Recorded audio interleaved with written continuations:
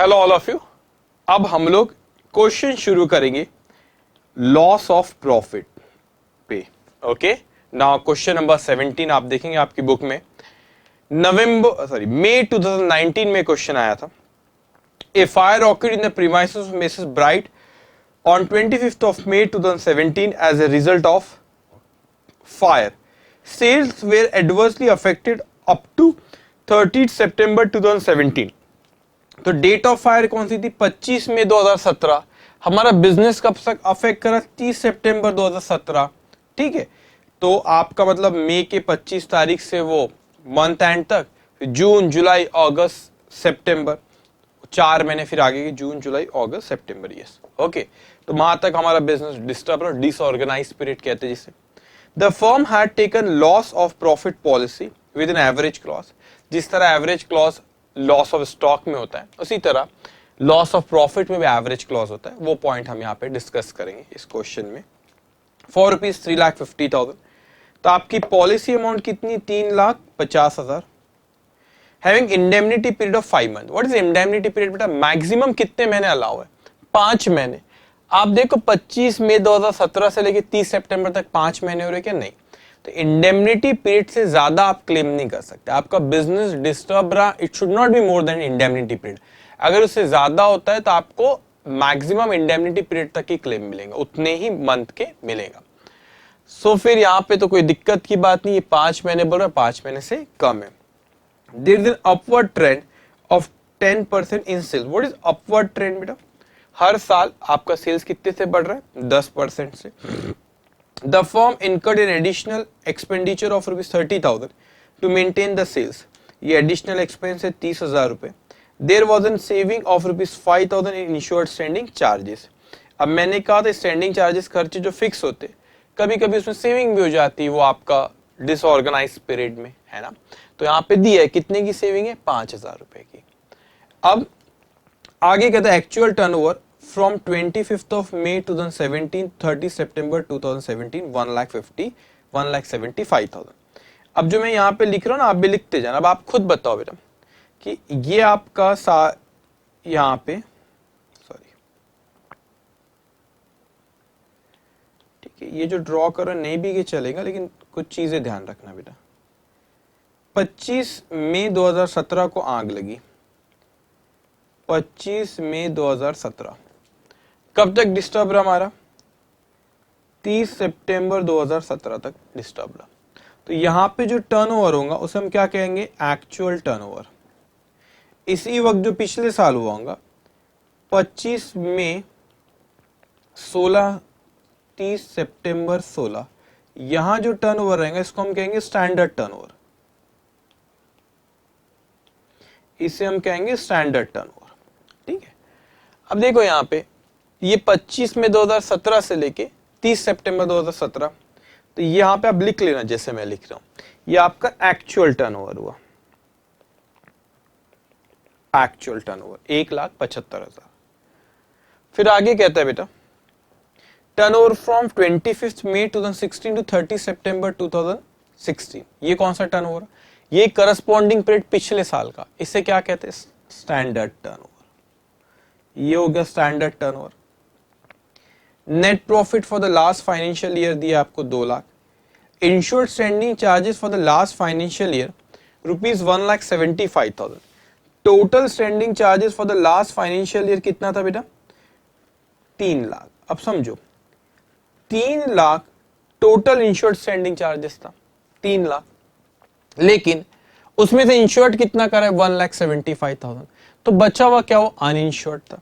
तो आप uninsured standing charges आप कह सकते हैं टोटल 3 लाख था, उसमें से 1,75,000 इंश्योर्ड करा है, तो अनइंश्योर्ड कितना हो गया? 1,25,000। अनइंश्योर्ड स्टैंडिंग चार्जेस कितना हो गया? 1,25,000।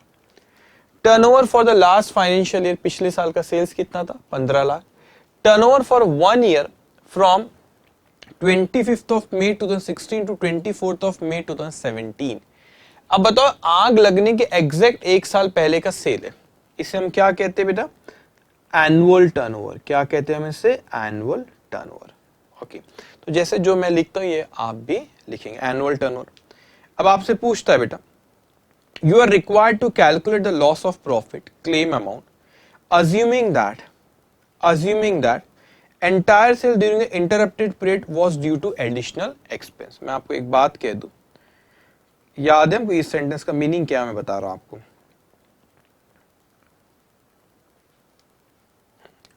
कल हमने डिस्कशन की थी, मतलब प्रीवियस सेशन में बेटा, कि ये रेनोवेशन जो हुआ आपका इस शॉप में बेटा, आपने रेंटेड प्लेस में एडिशनल एक्सपेंस हुआ, तो आप ये बी पॉइंट लिखते हैं, sales due to additional expense, मतलब वो रेंटेड प्लेस से आपका कितने का सेल हुआ। एग्जांपल मैं बोलता हूं कि 1,00,000 रुपए जो रेनोवेशन जिस शॉप में चल रहा है वहां से सेल हुआ और 4,00,000 रुपए रेंटेड प्लेस से हुआ, तो टोटल कितना एक्चुअल टर्नओवर 5,00,000 रुपए। तब क्वेश्चन में अगर सपोज एक्चुअल टर्नओवर 5,00,000 रुपए दिया, तो मेरे को ये अगर उसने बताया कि जो पुरानी वाली दुकान से कितना है और जो रेंटेड है उससे कितना है, तो मैं बोल दूंगा कि रेंटेड प्रीमाइसेस से कितने का टर्नओवर हुआ।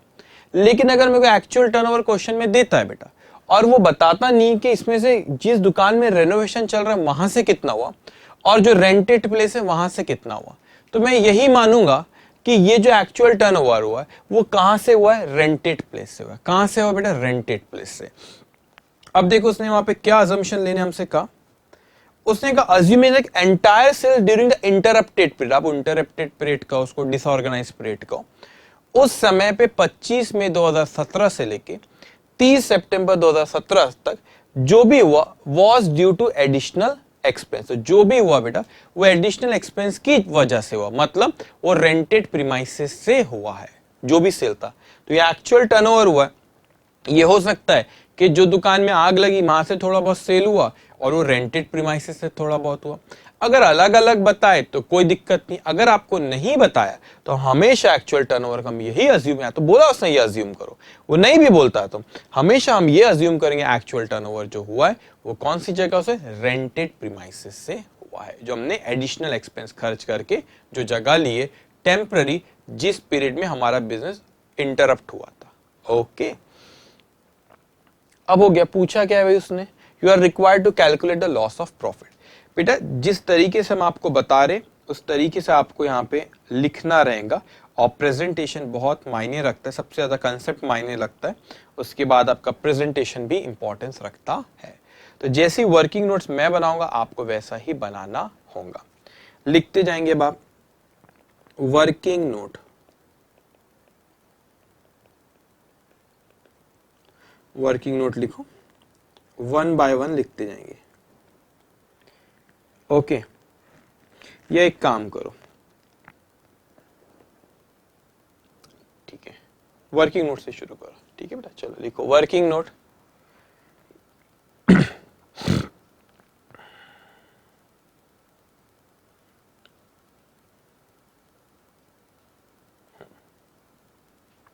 Working note number 1, reduction in turnover, reduction in turnover. Okay, कैसे कैलकुलेट करते हैं reduction in turnover, standard turnover पिछले साल का वही करस्पॉन्डिंग पीरियड, जितना वक्त इस साल इंटरप्ट रहा हमारा बिजनेस, वही करस्पॉन्डिंग पीरियड पिछले साल का, मतलब 25 मई 2016 से लेके 30 सितंबर 2016, उसमें हम ऐड करते हैं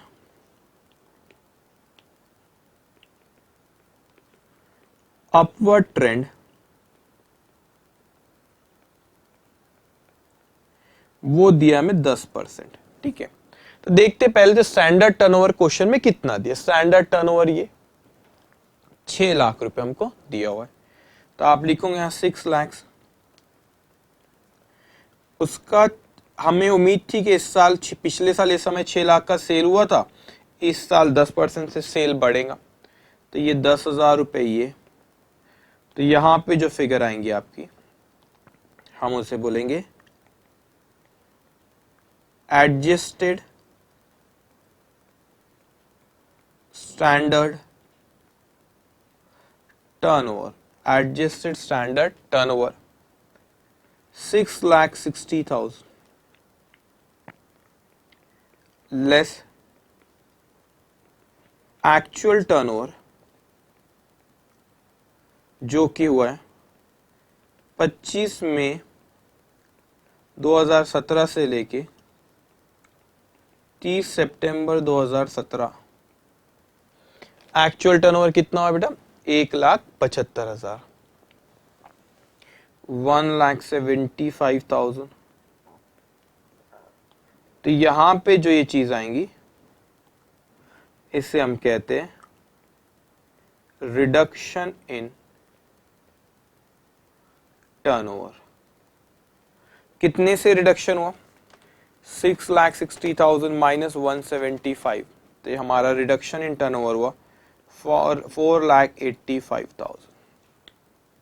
4,85,000।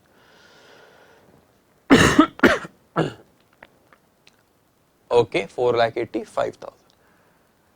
अब ये हुआ रिडक्शन इन टर्नओवर, पहला वर्किंग नोट। दूसरा बेटा, फर्स्ट कंसेप्ट सिखाए थे ना आपको, हाँ, दूसरा वर्किंग नोट जीपी रेशियो। लिखो आप working note number 2,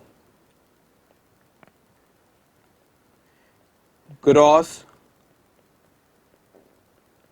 profit ratio. ये हुआ net profit plus insured standing charges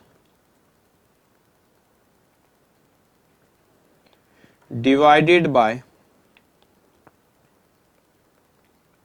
sales multiply by 100।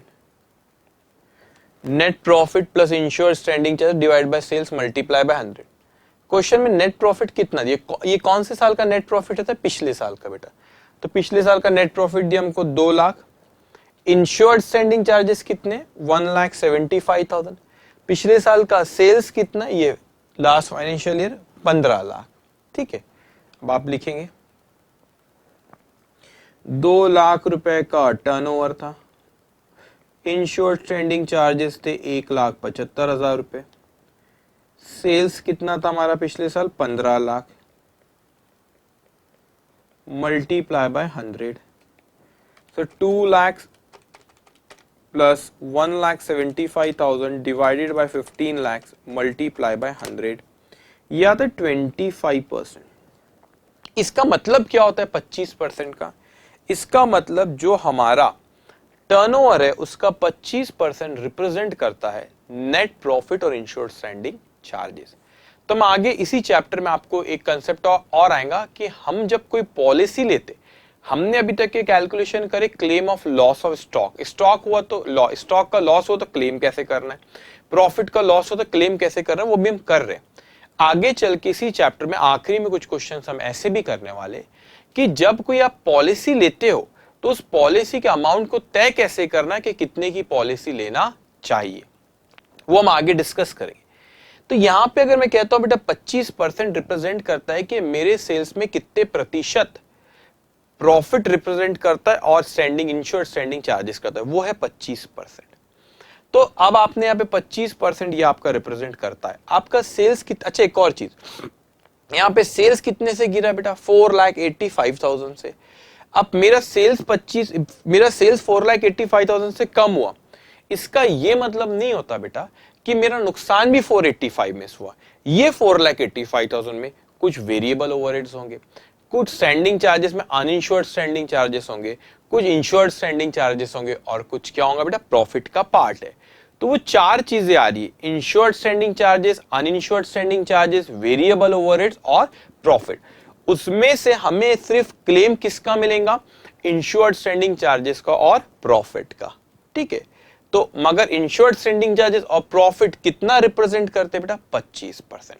तो बचे हुए 75% रिप्रेजेंट कर रहे वेरिएबल ओवरहेड्स और अनइंश्योर्ड स्टैंडिंग चार्जेस। ओके, अब इसके बाद वर्किंग नोट नंबर 3 आप लिखेंगे। कंसेप्ट 3 कौन सा सिखाया था आपको? Additional expense. आप उसको एडिशनल एक्सपेंस भी कह सकते हैं, इंक्रीज कॉस्ट ऑफ वर्किंग से नाम से बुलाते हैं, increase cost of working. Okay, ये एक काम करिए बेटा, थर्ड कंसेप्ट, 2 मिनट रुकना बेटा। थर्ड कंसेप्ट यही है आपका, increase cost of working additional expense बोलो। लेकिन इसमें ना एक फिगर यूज होती है, एडजस्टेड एनुअल टर्नओवर की फिगर यूज होती है, यहाँ पे वर्किंग नोट नंबर 3 में होती है।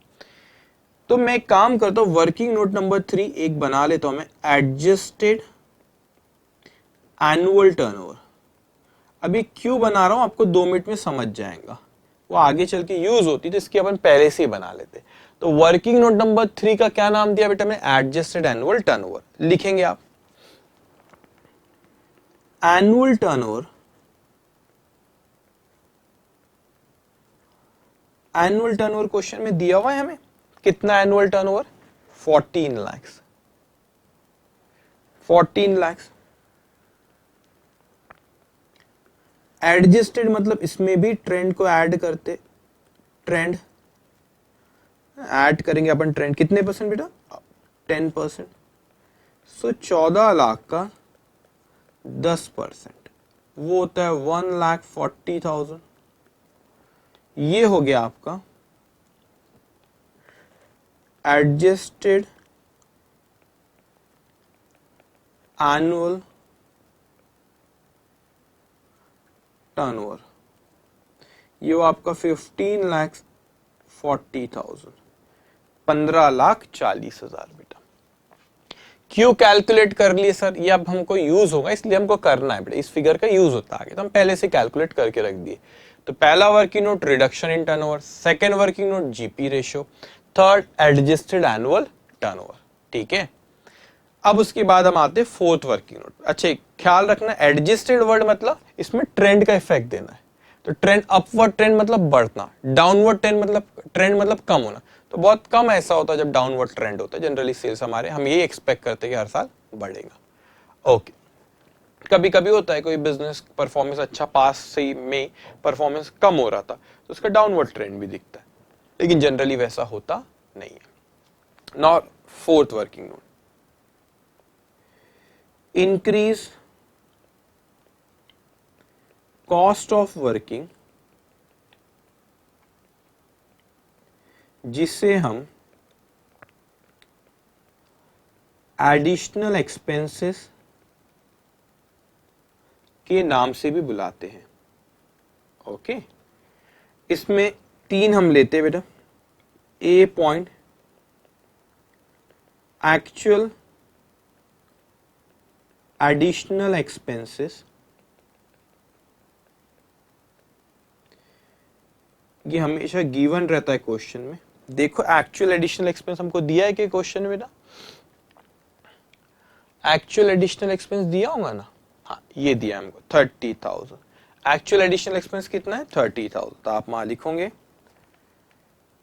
30,000। Second point, sales due to additional expenses, sales due to additional expenses multiply by GP ratio। अब भाई सेल्स जो एडिशनल एक्सपेंस की वजह से हुआ, तो मैंने कहा कि जिस वक्त मेरा बिजनेस इंटरप्ट रहा, एक्चुअल टर्नओवर था 1,75,000, तो ये भी हो सकता है कि जो दुकान जली वहां से कुछ सेल हुआ और कुछ रेंटेड प्रीमाइसेस से हुआ। क्वेश्चन में अलग अलग बताया तो ठीक है, नहीं तो हम यही अज्यूम करेंगे जो एक्चुअल टर्नओवर हुआ आपका, जो रेंटेड प्रीमाइसेस थी वहां से हुआ। वैसे उसने क्वेश्चन में हमको बोला भी कि ये अज्यूम करो जो एक्चुअल टर्नओवर हुआ वो कहां से हुआ, रेंटेड प्रीमाइसेस से। That is sales due to additional expense means sales from rented premises, जो आपने लिए कुछ वक्त के लिए। तो वो एक्चुअल टर्नओवर हुआ, sales due to additional expense हुआ 1,75,000। इसका 25% जीपी रेशियो, मतलब इसमें से 25% दर्शाता है कि आपका कितना प्रॉफिट है और उसमें कितना इंश्योर्ड स्टैंडिंग चार्जेस है। 1,75,000 मल्टीप्लाई बाय 25%, इसका 43,750। ओके, तो इसका मतलब क्या हुआ बेटा, आपने एडिशनल एक्सपेंस खर्च किए 30,000, उसकी वजह से आपका रिडक्शन इन टर्नओवर क्या होगा, एक्चुअल टर्नओवर बढ़ा तो रिडक्शन इन टर्नओवर कम हुआ, रिडक्शन इन टर्नओवर कम होगा तो क्लेम कम होगा। इसीलिए आपने बचा के कितना दिए 43,750, लेकिन आपका एक्चुअल में एक्सपेंसेस कितना हुआ 30,000। तो इंश्योरेंस कंपनी तो अपने पॉइंट ऑफ व्यू से सोचती है चलो जो भी लोअर रहा है वो अलाउ कर देती है। एक और पॉइंट है, third point, additional expenses multiply by gross profit on adjusted annual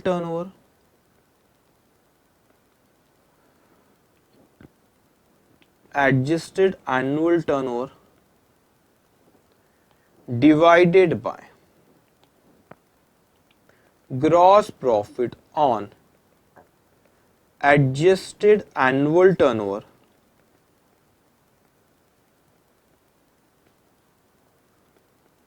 plus uninsured standing charges,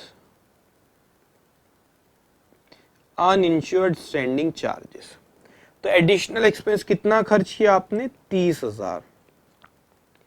gross profit ratio कितना आपका 25%। किस पे 25%? Adjusted annual turnover. तो हमने निकाल रखे बेटा adjusted annual turnover 15,40,000, 15,40,000 divided by वही चीज है ग्रॉस प्रॉफिट और एडजस्टेड एनुअल टर्नओवर। आप इसको कैलकुलेट करके भी यहां लिख सकते हैं, ये दोबारा भी लिख सकते हैं। 15,40,000 का 25% ये आता है 3,85,000। ये 3,85,000 कैसे आया बेटा? वही है 25% इसका, वही चीज है ना जो ऊपर लिखा हूं वही यहीं लिखा हूं, ठीक है। प्लस अनइंश्योर्ड स्टैंडिंग चार्जेस कितना है हमने निकाल रखे थे। अनइंश्योर्ड स्टैंडिंग चार्जेस ये रहा, टोटल स्टैंडिंग चार्जेस था 3 लाख, इंश्योर्ड था उसमें से 1,75, तो 1,25 अनइंश्योर्ड स्टैंडिंग चार्जेस हो गया। वो आप लिख लेंगे 1,25,000 अनइंश्योर्ड स्टैंडिंग चार्जेस। ओके चलो अब ये जो फॉर्मूला बता उस पर कैलकुलेट करो बेटा। 3,85,000 डिवाइडेड 3,85,000 प्लस 125,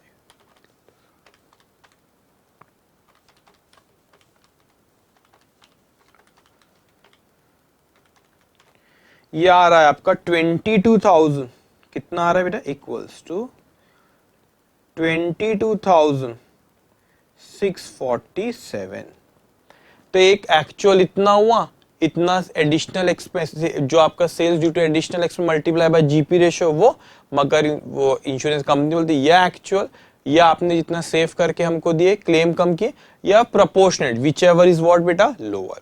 तो लोअर आपका होता 20, तीनों में से सबसे कम कौन सा? 22,647। इंश्योरेंस कंपनी तो चालाक है, वो अपने पॉइंट ऑफ व्यू से सोचेंगी, इसीलिए लोअर इज अलाउ। तो यहां पे लिखेंगे इसके नीचे lowest is allowed that is rupees 22,647, 22,647। इसके बारे में हमने डिस्कशन सारा प्रीवियस सेशन में करे थे बेटा। तो आप देखिए ऐसा यहाँ पे कोई अकाउंटिंग का यूज नहीं है, वो एक प्रोसेस इंश्योरेंस कंपनी में चलती है, तो वो हमको भी सिलेबस में दिया तो पढ़ना पड़ रहा है। लेकिन हमने पहले साइकिल समझे बेटा। सबसे पहले आपने कौन सा क्लेम होता है इंश्योरेंस लॉस ऑफ प्रॉफिट में? एक जो नेट प्रॉफिट का, दूसरा जैसे पिछले सेशन में बात की थी हमने इंश्योर्ड स्टैंडिंग चार्जेस, और तीसरा एडिशनल एक्सपेंसेस। ओके लिखिए आपने बेटा। अब इसके बाद लिखो, बस हो गया। इसके बाद लिखेंगे आप calculation of total loss of profit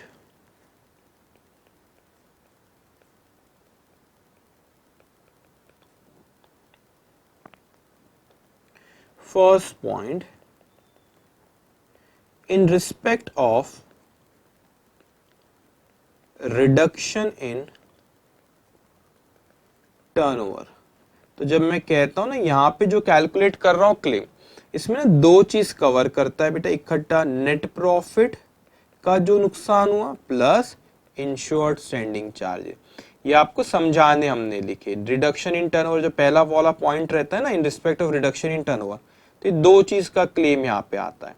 तो रिडक्शन इन टर्नओवर हमारा कितना है, देखो वर्किंग नोट नंबर 1 में 4,85,000, जीपी रेशियो कितना 25%। तो हमारा जो सेल 4,85,000 से जो कम हुआ है उसमें 25% रिप्रेजेंट करता था नेट प्रॉफिट और इंश्योर्ड स्टैंडिंग चार्जेस। तो वो आता है मेरा 1,21,250, 1,21,250। ठीक है, तो देखो ये मैं क्यों ऐसा कह रहा हूं कि नेट प्रॉफिट और इंश्योर्ड स्टैंडिंग चार्जेस का मैंने यहां पे क्लेम हो गया, क्यों? क्योंकि जब ये जीपी रेशियो निकालते 25%, उसके फॉर्मूले में क्या था बेटा, नेट प्रॉफिट और insured standing charges. Okay, second point, in respect of additional expense, इसके अलावा हम एडिशनल एक्सपेंस भी क्लेम करते हैं, जो कि हमने ये कहां से लाया बेटा आपने, एक मिनट रुको, ये आपने 4,85,000 कहां से लाया, वर्किंग नोट नंबर 1 से, प्लस 25% जो जीपी रेशियो होता है बेटा, ये कहां से लाया आपने, वर्किंग नोट नंबर 2 से। ठीक है, उसके बाद एडिशनल एक्सपेंस ये कहां से लाया आपने फिगर, वर्किंग नोट नंबर 4 से, 22,647, 22,647 करो टोटल, ये आ गया आपका 1,43,894। इसमें आपने अगर कुछ बचा लिए, जब आप यहाँ पे standing charge, insured standing charges claim कर रहे हो, लेकिन अगर उसमें कुछ बच गया, सेविंग हो गई, तो इंश्योरेंस कंपनी उसका पैसा क्यों देंगी बेटा? तो जो आपने खर्च ही नहीं किया क्यों देंगी? तो saving in insured standing charges कितना हुआ, saving in insured standing charges question में दिया हुआ है, हमने पढ़े थे शुरुआत में, ये दिया 5,000 रुपए की इंश्योर्ड स्टैंडिंग चार्जेस में सेविंग हुई है। तो जब सेविंग हुई तो आपने खर्च नहीं करे, तो आप क्यों फिर इंश्योरेंस कंपनी आपको 5,000 रुपए देंगी? तो minus 1,38,897, this is total loss of profit. नाम इसका लॉस ऑफ प्रॉफिट है, लेकिन इसमें क्या क्या आ जाता है, इसमें प्रॉफिट भी आता है, इंश्योर्ड स्टैंडिंग चार्जेस भी आता है और एडिशनल एक्सपेंस भी आते हैं। अब बोलेंगे सर क्वेश्चन खत्म हो गया, लेकिन एक कंसेप्ट है जो मेरे को बताना, दैट इज एवरेज क्लॉज। जिस तरीके से एवरेज क्लॉज आपका लॉस ऑफ स्टॉक में कवर होता है, उसी तरह एवरेज क्लॉज यहाँ पे लॉस ऑफ प्रॉफिट में भी कवर होगा। ओके, वैसे एक बात बताओ, ये प्रोसेस है हमेशा, हमको इसके आगे भी आप क्वेश्चन देखोगे ऐसे ही करना रहेगा, इसी तरह वर्किंग नोट बनाएंगे। लेकिन बेटा एक चीज ख्याल रखेंगे आप लोग कि आप लोगों को एग्जामिनेशन में जनरली ज्यादातर, जनरली मैं बोलूँ तो मैंने वो they ask question on loss of stock. आपने 1 से लेके 16 तक जो क्वेश्चन है, ये वो जो आपने लॉस ऑफ स्टॉक के जो सारे क्वेश्चन है जनरली वही सी इंस्टीट्यूट पूछती है, लेकिन लॉस ऑफ प्रॉफिट रेयरली कभी पूछती है। लेकिन हमारा काम है हर चीज को कवर करना। ठीक है, चलिए। और एज सच हम देखें, लॉस ऑफ प्रॉफिट में स्पेशली कुछ भी अकाउंट का यूज नहीं है, वो एक प्रोसेस है, मगर वो प्रोसेस को हमने पिछले सेशन में समझे क्या होती, अब उस पर हम क्वेश्चंस कर रहे हैं। अब आप नीचे, इसके बाद नीचे लिखेंगे हम एवरेज क्लॉज।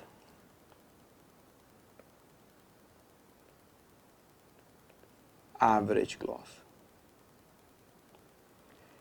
लिखो आप, ये समझा दूं मैं पहले, insurable some.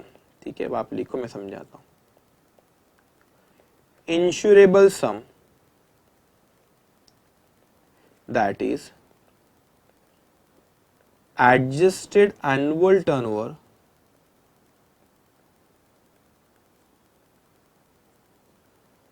multiply by GP ratio। तो इंश्योरेबल सम क्या है? इंश्योरेबल सम मतलब एडजस्टेड एनुअल टर्नओवर, जो आपका रिसेंट एनुअल टर्नओवर है ना, एक साल पहले का। एडजस्टेड मतलब उसमें आपने एक्सपेक्ट करते कि इस साल वो इतने % से सेल बढ़ेगा, वो कितना है आपका? That is rupees adjust annual turnover अपन निकाला वर्किंग नंबर 3 में निकाले अपन ने, आपका 15,40,000 मगर मल्टीप्लाई बाय जीपी रेशियो, तो मैं इनर कॉलम में लिख दूं उसको आपको, इनर कॉलम में। चलो आप कंटिन्यूशन में लिखना, ठीक है, इनर कॉलम में बता देता हूं। यहाँ पे ऐसे आपने लिखे ना multiply by GP ratio, that is उसके आगे लिखना आपने 15,40,000 मल्टीप्लाई बाय 25%, कितना आ रहा है रुपीज 3,85,000 is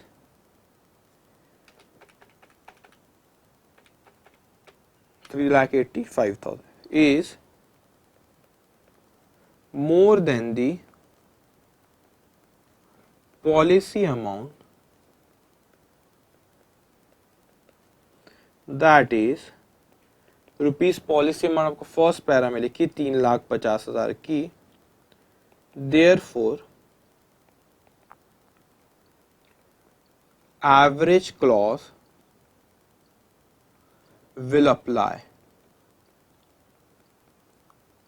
अब देखो क्या चीज होता है बेटा, इसका मतलब कि इंश्योरेबल सा मतलब कितने, आपका एनुअल टर्नओवर था बेटा, वहां पे एनुअल टर्नओवर 14 लाख कुछ था, क्या बनेगा 14 लाख, आपने एक्सपेक्ट कर दिया कि 10% से बढ़ेगा, मतलब आपका एक्सपेक्ट था कि इस साल हमारा 15,40,000 सेल होना चाहिए था, तो 15,40,000 जब आप एक्सपेक्ट कर रहे थे उसका 25% बोलूं तो आता है 3,85,000, तो आपने पॉलिसी ले रखना था जब आपने उम्मीद करते कि इतना सेल होगा, उसका 25% 3,80,000, 25% मतलब उसका नेट प्रॉफिट, उसमें इंश्योर्ड स्टैंडिंग चार्जेस, तो आपने इतनी पॉलिसी इतने की ले रखना था, लेकिन आपने पॉलिसी कितने के लिए, सिर्फ 3,50,000 की, तो इतने की पॉलिसी ले रखना था, इतने की पॉलिसी लिए हो, तो आपको भी पूरा का पूरा लॉस नहीं मिलेगा, इतने की पॉलिसी ले रखना था, इतने की पॉलिसी लिए तो आपने कम अमाउंट की पॉलिसी लिए, तो आपको जो लॉस हुआ उसको भी प्रोपोर्शनेट ही इंश्योरेंस कंपनी देंगी।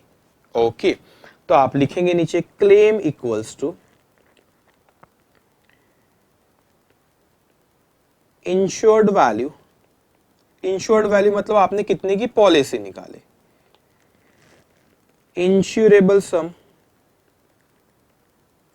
कितने की पॉलिसी निकालना था, डिवाइडेड बाय लॉस, तो आपने पॉलिसी निकाले 3,50,000 की,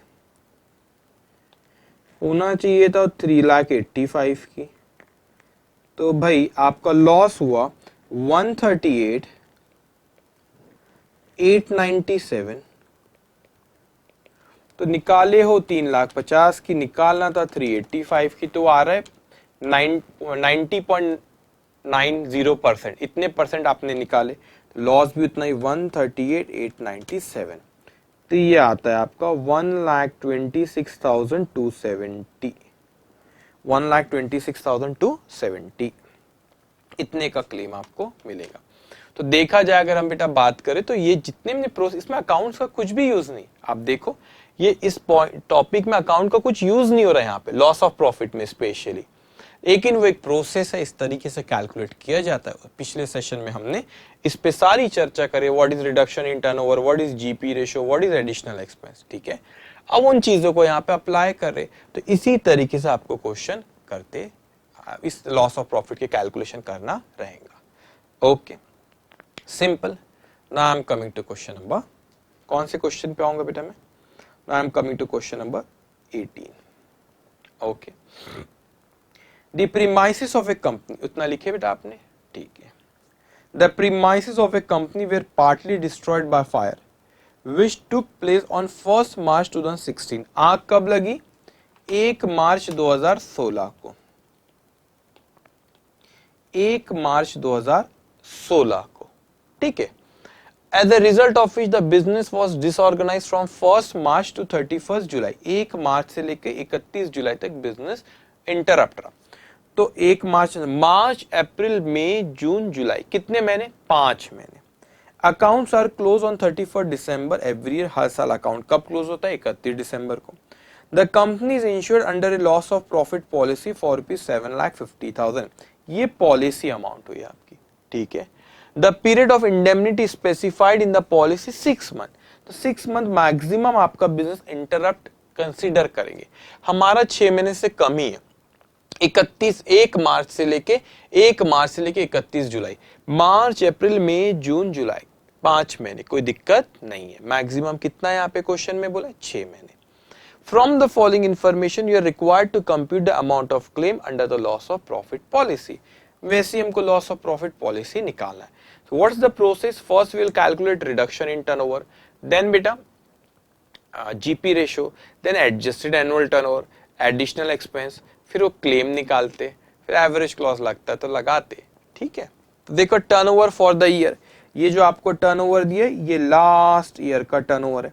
नेट प्रॉफिट ये भी लास्ट ईयर का 2015 कैलेंडर ईयर फॉलो कर रहा है, उसने बोला है 31 दिसंबर को खत्म हो रहा है, ठीक है।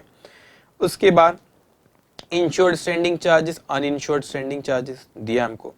फिर turnover during the period of dislocation from 1 March 2016 to 31 July 2016, ये जो है बेटा ये आपका एक्चुअल टर्नओवर हुआ। एक्चुअल टर्नओवर कितना है, 8 lakh. Standard turnover for the corresponding period in the preceding दिया, साफ साफ खुद ही ने कह दिया ये क्या है, स्टैंडर्ड टर्नओवर। उसके बाद कहता है annual turnover for the year immediately preceding the fire from 1 March 2016 to 29 Feb 2016, ठीक है। ये हो गया आपका एनुअल टर्नओवर, फिगर दी रहती है हमको। फिर इंक्रीज कॉस्ट ऑफ वर्किंग, मतलब ये एडिशनल एक्सपेंस हुआ, एडिशनल एक्सपेंस हुआ। Saving in insured standing charges दिया है, और रिडक्शन इन, हाँ ये इंपॉर्टेंट है। दिस इज नॉट, अगर मैं इसको हटा दूं, इसको हटा दूं, बस इतना पढ़ो आप, ये मत पढ़ो 2 मिनट के लिए, तो मीनिंग अलग हो जाएगा। इसको मत पढ़ो 2 मिनट के लिए, मैं हटा दूंगा इसको फिर, हाँ इसको मत पढ़ो। आप रिडक्शन इन टर्नओवर पढ़ोगे तो क्या बोलेंगे, सर इतने से टर्नओवर रिड्यूस हुआ। लेकिन जरा पूरा पढ़ो भाई, ऐसे ऐसे काम नहीं चलेगा। Avoided through the increase cost of working, मतलब वो इंक्रीज कॉस्ट ऑफ वर्किंग, मतलब वो एडिशनल एक्सपेंसेस हमने करे तो इतने से रिडक्शन गिरने से बचा लिया गया, इतने से रिडक्शन गिरने से बचा लिया गया। तो इसका मतलब बेसिकली होता है बेटा, means sales due to additional expense है, ये sales due to additional expenses. क्यों कि रिडक्शन इन टर्नओवर को उतने से गिरने से बचा लिया गया। क्यों बचे, मतलब आपने उतने से सेल्स गिरा नहीं है, गिरने से बचा लिया गया। क्यों बचा लिया गया उतने से गिरने से, क्योंकि आपने एडिशनल एक्सपेंस करे। तो सीधा सीधा साफ सीधी सीधी भाषा में बोलता ना, क्यों एडिशनल एक्सपेंस करे तो इतने का सेल हुआ। तो साफ साफ बोलते ना, यहाँ पे mean sales due to additional expense. नहीं नहीं, इंस्टीट्यूट है ना, बिना घुमाए तो काम नहीं चलता ना, इसीलिए उसने सेंटेंस को कम थोड़ा सा फ्रेम, अलग तरीके से फ्रेम करके पूछा, ठीक है। इतने से सेल्स गिरने से बचा है क्योंकि वो एडिशनल एक्सपेंस हुआ, तो सीधा सीधा बोलना भाई वो एडिशनल एक्सपेंस हुआ तो इतना सेल हुआ, ठीक है। तो sales due to additional expense. अब आगे कहता है owing to reason acceptable to the insurer the special circumstances clause stipulate for increase of turnover standard and annual by 10%, मतलब इंक्रीजिंग ट्रेंड रहेगा। और हमेशा याद रखना, ट्रेंड पूरे क्वेश्चन में हमारे लॉस ऑफ प्रॉफिट में 2 ही जगह लगता है, एक स्टैंडर्ड टर्नओवर में और एक एनुअल टर्नओवर। कहां लगता है बेटा, एक स्टैंडर्ड टर्नओवर एक एनुअल टर्नओवर, वो बोला है 2%। अब ये अब से कहता है increase of rate of gross profit by 2%। जो हम जीपी रेशियो कैलकुलेट करते उसे वो कितना कह रहा है कि 2% से बढ़ा देना।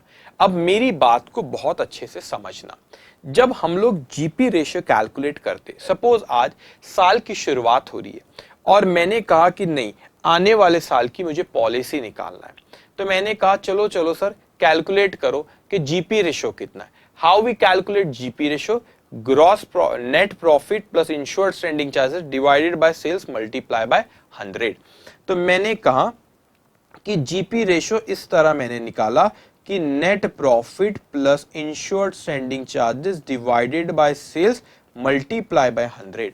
और ये जीपी रेशियो सपोज मान लो 25% आया, जैसे पिछले क्वेश्चन में आया था। तो हम जब पॉलिसी निकालते तो मैंने पिछले साल की इंफॉर्मेशन लिया और 25% यहाँ जीपी रेशियो आ रहा है, ये दर्शाता है, ये बताता है कि सेल्स में हमारा 25% रिप्रेजेंट करता है नेट प्रॉफिट और इंश्योर्ड स्टैंडिंग चार्जेस। तो हम इसी पर आगे की पॉलिसी उसी के अकॉर्डिंगली हम तय करते और लेते। लेकिन सच कहो बेटा, हमने जब रिडक्शन इन टर्नओवर, आप देखो जब मैं रिडक्शन इन टर्नओवर कैलकुलेट करता हूं उसके बाद जीपी रेशियो कैलकुलेट करता हूं, लेकिन जब क्लेम कैलकुलेट करता हूं, कहां गया भाई क्लेम, पिछले क्वेश्चन में देखो, ये जब क्लेम कैलकुलेट किया तो रिडक्शन इन टर्नओवर को मैंने जीपी रेशियो से मल्टीप्लाई करा। मतलब मैंने ये माना कि 4,85,000 में 25% रिप्रेजेंट कर रहा है नेट प्रॉफिट के अमाउंट को और इंश्योर्ड स्टैंडिंग चार्जेस के अमाउंट को। मगर जब मैंने जीपी रेशियो 25% भी कैलकुलेट करा तो वो कौन से ईयर का डेटा लिया, पिछले साल का। तो पिछले साल का कैलकुलेट करा और मेरे को यहां पे सपोज हाइपोथेटिकल में कहता तो 25% आया। तो मतलब इसका ये होता है कि पिछले साल का जो मेरा डेटा था उस डेटा में जो 25% जो सेल्स का था, इन शॉर्ट 25% रिप्रेजेंट करता है मेरे सेल्स की फिगर में नेट प्रॉफिट को और इंश्योर्ड स्टैंडिंग चार्जेस को। लेकिन मैं यही, मगर ये पहली चीज मेरे को ये नहीं पता कि नेक्स्ट ईयर भी क्या उतना ही रिप्रेजेंट करेगा क्या। तो हम एक क्लॉज डाल देते कि 25% तो ये ठीक है, लेकिन हम रेट ऑफ ग्रॉस प्रॉफिट को 2% से बढ़ाएंगे। तो बिल्कुल आप पॉलिसी लेते वक्त ये क्लॉज भी डाल सकते हो कि जो भी जीपी रेशो हुआ है हमारा, हम उसमें 2% और बढ़ा दिया हमने। क्यों बढ़ाया? आपको लगता है आने वाले साल में, जरूरी नहीं है ना बेटा, आप तो अंदाजे से कहते हो कि इस साल 25% रिप्रेजेंट करा तो जरूरी नहीं है नेक्स्ट ईयर भी 25 ही करेगा। अगर कुछ नहीं बोला तो हम यही मानते कि इस साल 25% मेरे सेल्स का रिप्रेजेंट करा प्रॉफिट को और इंश्योर्ड स्टैंडिंग चार्जेस को। तो मैं यही मान के चलता हूं कि आने वाले साल में भी सेल्स को 25% जो सेल्स का है वो रिप्रेजेंट करेगा प्रॉफिट और इंश्योर्ड स्टैंडिंग चार्जेस को। लेकिन ऐसा जरूरी नहीं है, हम ये मान के चलते, हमेशा मान के चलते वैसा होगा। लेकिन वो बोल रहा है नहीं 2% ज्यादा बढ़ा लो, तो हमने 2% बढ़ा लिया और हमने कितने परसेंट का इंश्योरेंस निकाले, 27%। क्यों बेटा? जीपी रेशियो, क्योंकि हो सकता है अगले साल इंश्योर्ड स्टैंडिंग चार्जेस बढ़ जाए, तो हमने बोले ठीक है 25 तो ठीक है और 2% ऐड करो। मगर ये आप यहाँ पे ज्यादा होगा तो आपका ऑब्वियसली प्रॉफिट, आपको पॉलिसी का अमाउंट भी बढ़ता, पॉलिसी का प्रीमियम का अमाउंट जो आपको पे करना पड़ता है वो भी बढ़ता है। लेकिन आप ख्याल रखें, क्या हमारा जीपी रेशो, हम हमेशा यही मानेंगे जो जीपी रेशो पिछले साल का है, मतलब जीपी रेशो का मतलब यहां पे होता है कि मेरे सेल्स में 25% यहां पे जैसे रिप्रेजेंट करता है नेट प्रॉफिट को और इंश्योर्ड स्टैंडिंग चार्जेस को, हम यही मानेंगे, नेक्स्ट ईयर भी वही करेगा। लेकिन अगर हमको क्वेश्चन में बोलता है कि जीपी रेशो बढ़ाओ तो हम 2% से जीपी रेशो बढ़ाएंगे। आप बढ़ाकर भी ले सकते हो, लेकिन कंडीशन ये, जब आप इंश्योरेंस पॉलिसी लेते हो उस कॉन्ट्रैक्ट में ये चीज लिखी होना चाहिए। तो उसने बोला है कि क्लॉज है, क्लॉज ऑलरेडी है उसमें। क्लॉज क्या है? ये वाला क्लॉज कि ग्रॉस प्रॉफिट को 2% से बढ़ाएंगे। ओके, वो 25% तो मैंने ऐसे ही ले लिया, वो इस क्वेश्चन में कुछ और भी आ सकता है। ओके, तब अपनी कहानी कहां से शुरू होगी बेटा? वहीं से। फर्स्ट विल कैल, वही प्रोसेस रहेंगे, reduction in turnover, then GP ratio, then adjusted annual turnover, then increased cost of working, then claim का अमाउंट, खत्म। अगर एवरेज क्लॉज एप्लीकेबल हो तो कैलकुलेट करेंगे और फिर खत्म हो जाएगा। ओके, चलो लिखेंगे अब आप बेटा वर्किंग नोट।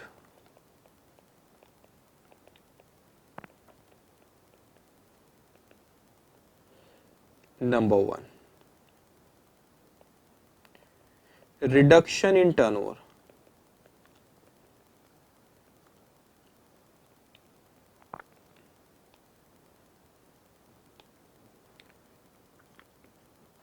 स्टैंडर्ड टर्नओवर,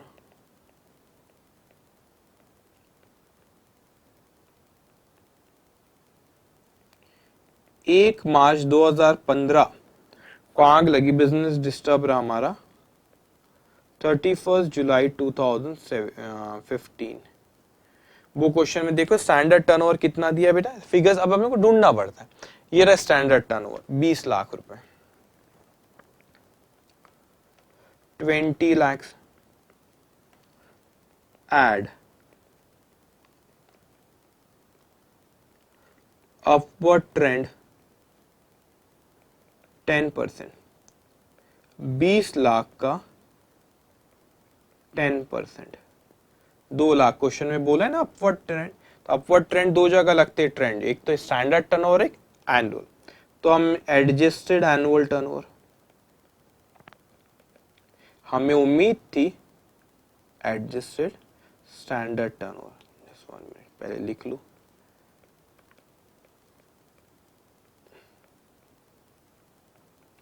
हमें उम्मीद थी कि ये जो इंटरप्ट पीरियड है उसमें 22 लाख का सेल होगा, लेकिन एक्चुअल टर्नओवर कितना हुआ उसको माइनस करेंगे तो सेल कितने से गिरा वो पता चल जाएगा। एक्चुअल टर्नओवर 1 मार्च 2016 से लेके 31 जुलाई 2016, ये इस साल जो इंटरप्ट पीरियड रहा। क्वेश्चन में एक्चुअल टर्नओवर हमको दिया, कितना दिया एक्चुअल टर्नओवर बेटा, कहां गए, ये 8 लाख। अब एक्चुअल टर्नओवर 8 लाख हमारा, तो हमारा सेल्स कितने से गिरा, 14 लाख से। तो ये हुआ हमारा reduction in turnover, reduction in turnover. Okay, reduction in turnover is how much बेटा, 14 lakhs। Second working note GP ratio लिखो, working note number 2, gross profit ratio. How we calculate gross profit? Net profit plus insured standing charges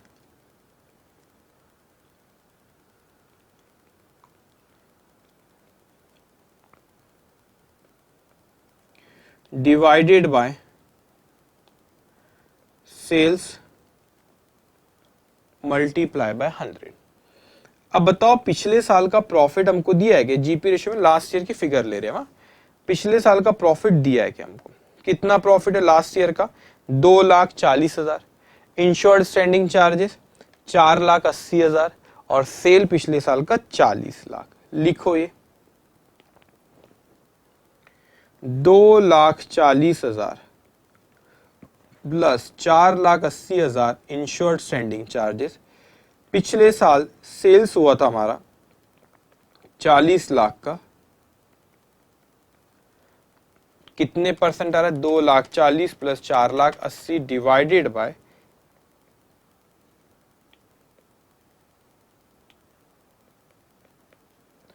40 lakh multiply by 100, ये आता है 18%। मतलब पिछले साल 18%, मेरी बातों को बहुत गौर से सुना करो, पिछले साल 18% जो रिप्रेजेंट करता है, पिछले साल के सेल में 18% रिप्रेजेंट करता है नेट प्रॉफिट और इंश्योर्ड स्टैंडिंग चार्जेस। हम यही मानते कि इस साल जो सेल हमारा गिरा उसमें भी 18% यही रिप्रेजेंट करता है। लेकिन अगर आपको क्वेश्चन में कहा गया है कि नहीं इसको बढ़ाना है इस साल, तो उसने बोला है हमको कितने परसेंट से बोला, जीपी रेशियो बढ़ाने 2%। लिखो add increase rate of gross profit ratio 2%, तो ये आपका आ जाएगा यहां पे 20%। ओके, पिछले साल 18%, हम यही मानते इस साल भी जो सेल है उसमें 18% ये रिप्रेजेंट कर रहा है, लेकिन उसने बोला नहीं 2% से बढ़ाओ, तो 2% से बढ़ा देंगे, ठीक है। वो तो पिछले साल का बेस लेते वही मानते इस साल भी वैसे 18% होगा, लेकिन स्पेसिफिकली बोला आपको नहीं 2% से बढ़ाओ, तो 2%, मतलब ये 20, इस साल पिछले साल सेल्स में 18% रिप्रेजेंट करता था नेट प्रॉफिट और इंश्योर्ड स्टैंडिंग चार्जेस, इस साल के सेल्स में 20% रिप्रेजेंट करता है नेट प्रॉफिट और इंश्योर्ड स्टैंडिंग चार्जेस। ऐसा हो सकता ना बेटा, इस साल आपके इंश्योर्ड स्टैंडिंग चार्जेस आपने ज्यादा इंश्योरेंस कराए तो आपका ज्यादा रिप्रेजेंट कर रहा, जब स्पेसिफिकली क्वेश्चन में बोला तो हम ऐड करते। Okay, third working note,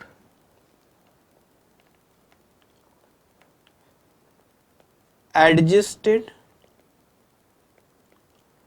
annual turnover इसका आगे यूज होता है तो हम पहले यहां कैलकुलेट कर लेते हैं। एडजस्टेड एनुअल टर्नओवर, सो एनुअल टर्नओवर जो एग्जैक्ट पिछले आग लगने के एग्जैक्ट पिछले एक साल का सेल, जो कि क्वेश्चन में हमको दिया एनुअल टर्नओवर 44 लाख, 44 लाख दिया ना हमें, देखो ये लो 44 लाख, ओके। उसमें trend add upward trend at the rate 10%, so 44 lakh का 10%, 4,40,000. So adjusted annual turnover will be 48,40,000.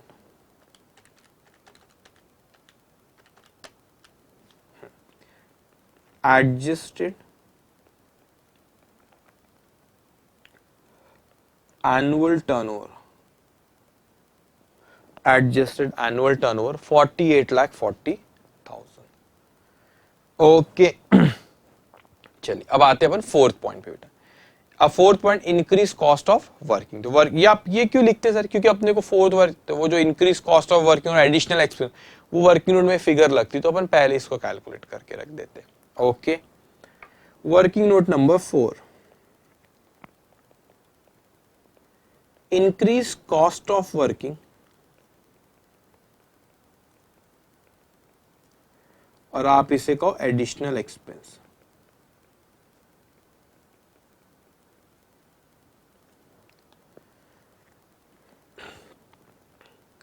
A point लो वे से चलाओ, पहला actual additional expense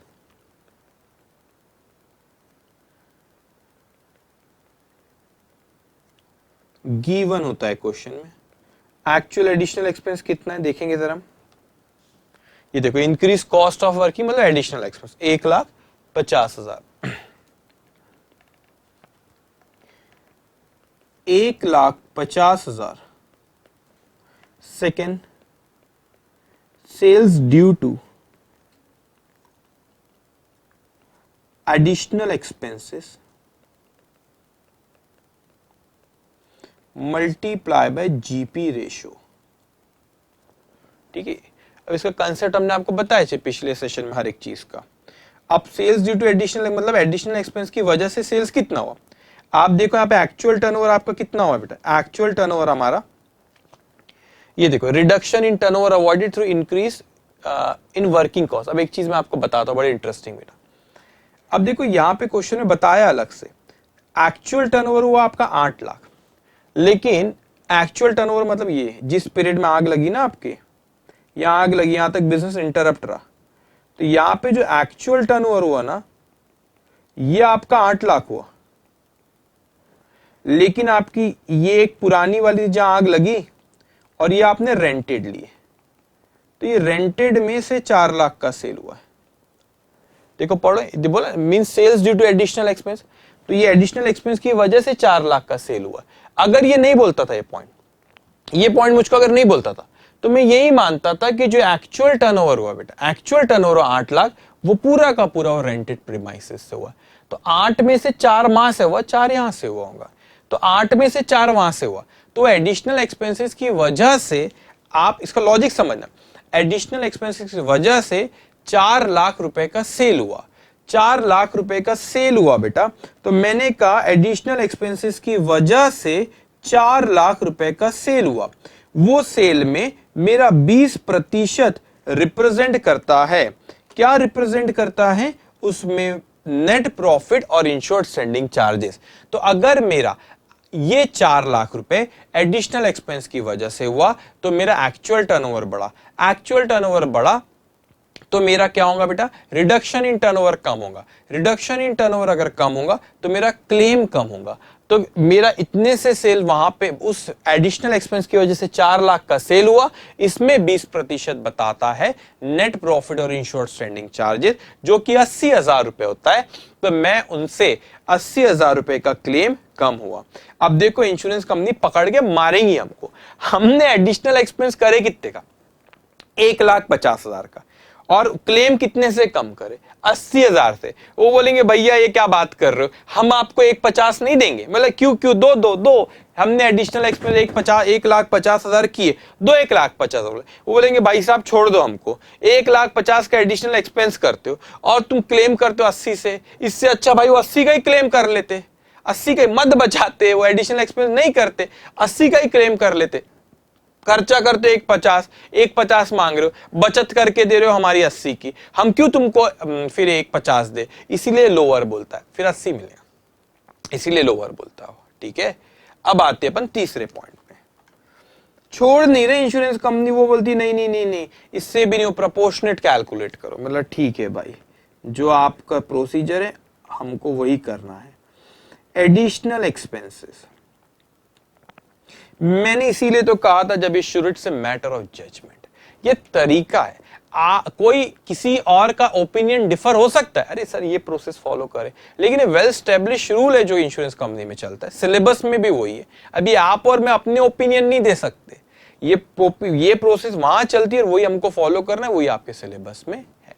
okay, so gross profit on adjusted annual turnover divided by gross profit on adjusted annual turnover plus uninsured standing charges। मैंने कहा बताओ बताओ कितने का additional expense हुआ, बोले सर 1,50,000 के। ग्रॉस प्रॉफिट रेशियो कितना, 20%। एडजस्टेड एनुअल टर्नओवर कितना, बोले वर्किंग नोट नंबर 3 में जाओ, 48,40,000, 48,40,000 डिवाइडेड बाय, यही हमको लिखना है, तो आप यही कैलकुलेट कर लो ना, 48,40,000 मल्टीप्लाई बाय 20%, वो आ रहा है मेरा 9,68,000 plus uninsured standing charges question में दिया है, हमें दिया है, ये दिया है हमको 80,000 रुपए के। ओके, 80,000 रुपए के। चलो बताओ कितना आ रहा है, कैलकुलेट करो।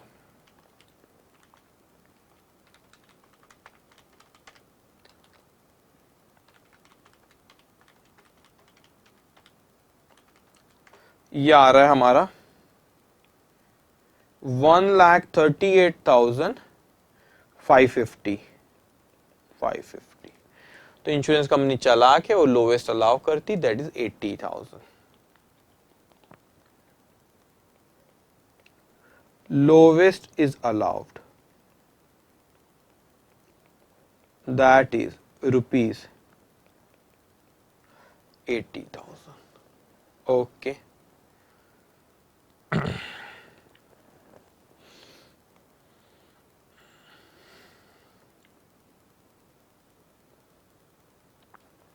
ओके,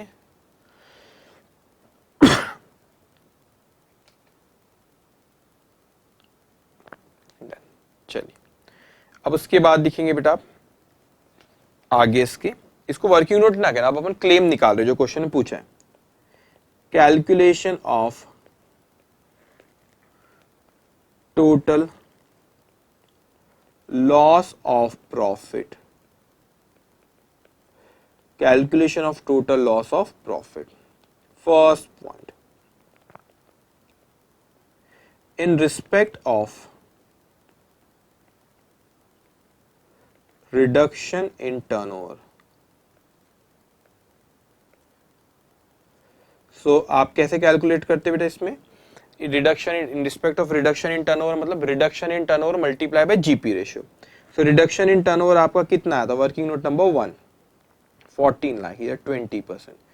सो 14 लाख से हमारा सेल्स कम हुआ, उसमें 20% एक में इसमें लिख लेता हूँ working note number 1 multiply by 20%, working note number 2, इसमें 20% क्या रिप्रेजेंट करता है? 14 लाख में 20% रिप्रेजेंट करता है नेट प्रॉफिट और इंश्योर्ड स्टैंडिंग चार्जेस, तो वो हम क्लेम करेंगे 2,80,000 का।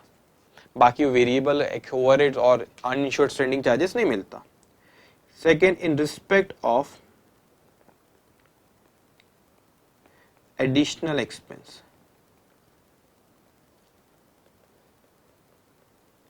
ये हमें मिलता है वर्किंग नोट नंबर 3 में, 3 नहीं यहाँ पे 4 है, सॉरी,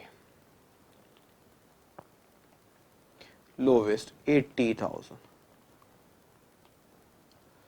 टोटल 3,60,000 रुपए का।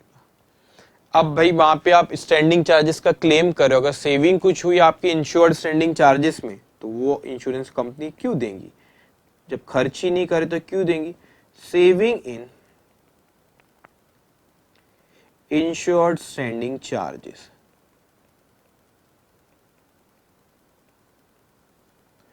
Saving in insured standing charges,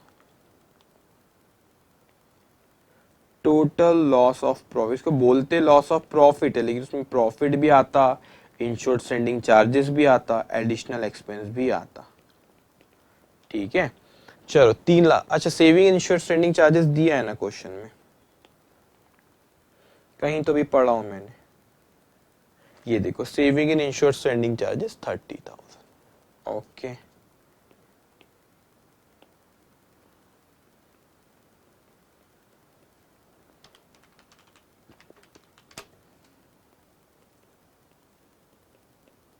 $3,30,000। अब बेटा यही है, ये हो गया हमारा इतने से क्लेम। मगर आपको ये देखना एवरेज क्लॉज यहाँ पे, इसके बाद आप नीचे लिखेंगे आप ओके, इसके बाद नीचे लिखो अब एवरेज क्लॉज,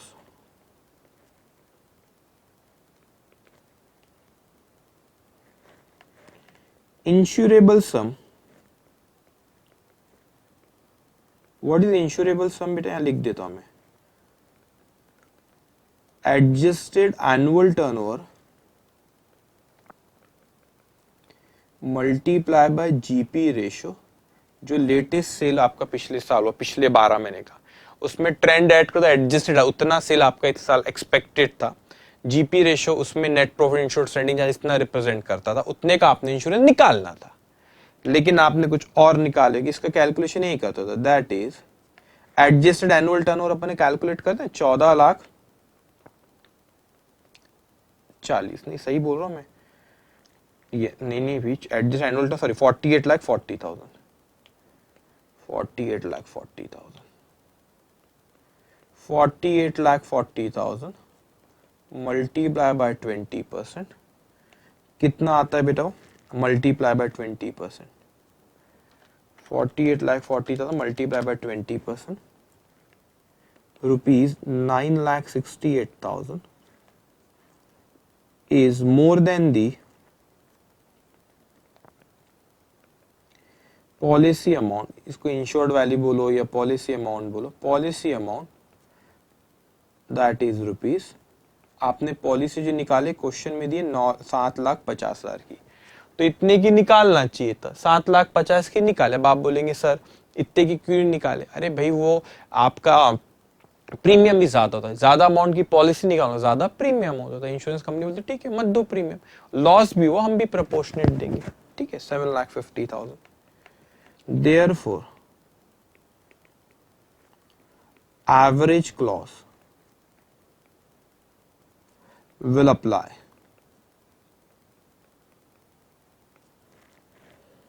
तो यहां पे claim equals to policy amount divided by insurable sum multiply by loss. आपने पॉलिसी निकाले 7,50,000 की, उनके हिसाब से ये होना चाहिए था 9,68,000, लॉस हुआ 3,30,000, प्रपोर्शनेट।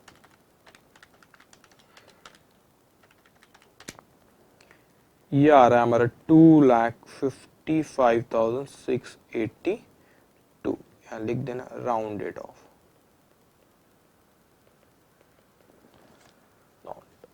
ओके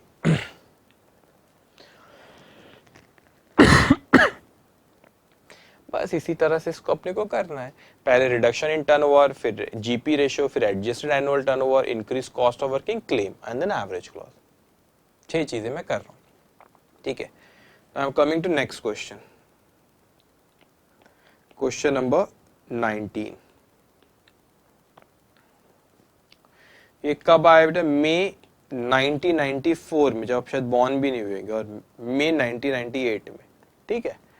चलिए यहां से शुरू करते हैं। A fire occurred on 1st of February 2016 in the prim. अब बोलेंगे सर ये तो मई 94 98 में आया, 2016 कैसे डेट दी? वो तो क्वेश्चन को बेस वही है और डेट्स को चेंज करे बस यहाँ पे, ठीक है। A fire occurred on 1st February 2016 in the premises Unfortunate Limited and a business was partially disorganized up to 30th June। आग कब लगी? 1 फरवरी को। बिजनेस कब तक डिस्टर्ब रहा? 30 जून। कैलकुलेट करो, फरवरी, मार्च, अप्रैल, मई, जून, 5 महीने डिस्टर्ब रहा। From the books of account the following information was extracted. क्या बताया? देखो सब साफ साफ बोला उसने। एक्चुअल टर्नओवर 1 फरवरी 2016 से लेके 30 जून 2016, तो ये आपका हुआ एक्चुअल टर्नओवर। फिर टर्नओवर फ्रॉम 1 फरवरी 2015 से लेके 30 जून 1 फरवरी 2015 से लेके 30 जून 2015, तो ये हुआ आपका standard turnover. Turnover from 1 Feb 2015 to 31 January 2016, ये हुआ आपका एनुअल टर्नओवर। फिर net profit for the last financial year, पिछले फाइनेंशियल ईयर का नेट प्रॉफिट दिया। फिर आगे कहता है अपने को इंश्योर्ड स्टैंडिंग चार्जेस। बेटा insured standing charges for the last financial 1,12,000, total standing charges 1,28,000, तो आप निकाल सकते हैं ना। अनइंश्योर्ड स्टैंडिंग चार्जेस 1,28,000 टोटल है, उसमें से इंश्योर्ड है 1,12,000 का, तो फिर बचा हुआ क्या हुआ? अनइंश्योर्ड कितना होगा वो? 8 और 8 16,000। ओके, अनइंश्योर्ड स्टैंडिंग चार्जेस हमारा 16 था। फिर अब दिया हमको turnover for the last financial year कितना है बेटा? 8,40,000। ओके चलिए, अब the company incurred additional expenses amounted to 13,400 which reduce the loss in turnover।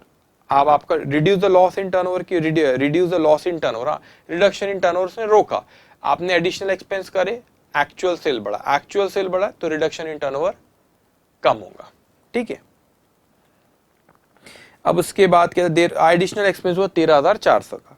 There was also saving during the indemnity period of ₹4,900 in the insured standing charges as a result of the fire. Saving भी हुई बेटा, तो आपने standing charges अभी खर्च ही नहीं करे, तो इंश्योर्ड स्टैंडिंग चार्जेस आपने खर्च ही नहीं करे, तो इंश्योरेंस कंपनी आपको नहीं देंगी, सेविंग है तो माइनस करेंगे, ठीक है।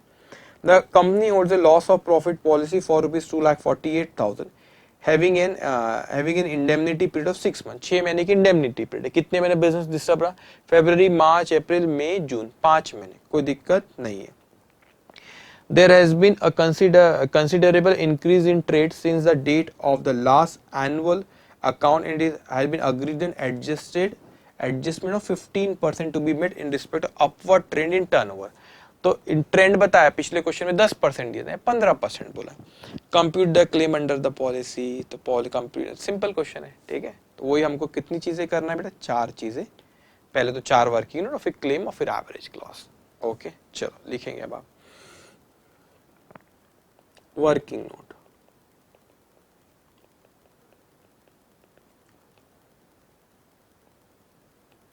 One,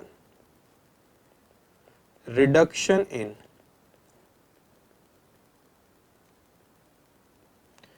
turnover, reduction in turnover,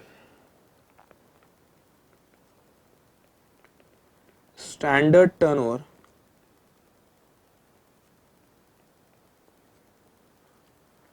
एक फरवरी 2015 से लेके 30 जून 2015। Question standard turnover. बेटा फिगर देखते जाना, मेरे पास नोट्स रखे, मैं यहाँ से फिगर लेता हूँ। 4 लाख मैं लिख दिया हूँ यहाँ पे, तो ये आपकी आदत है ना, जैसे मैं लिखता हूं आप भी ये सब चीजें लिखिए। 4,20,000 का स्टैंडर्ड टर्नओवर है।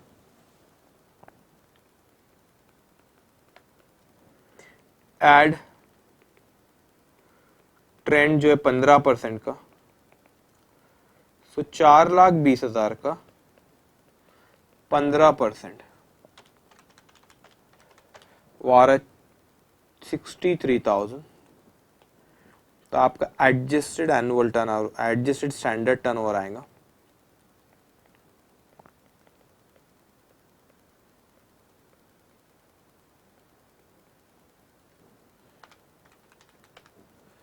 4,83,000 लेस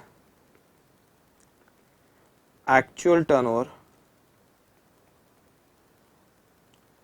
1 फरवरी 2016 से लेके 30 जून 2016। आपको एक्चुअल टर्नओवर क्वेश्चन में दिया है 1,50,000। देखो 1,50,000 दिया ना बेटा, ये एक्चुअल। तो आपका रिडक्शन इन टर्नओवर आ जाएगा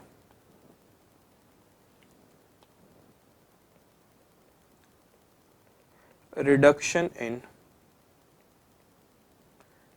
turnover 4,83,000 minus 1,50,000 3,33,000 3,33,000। Okay, reduction in turnover.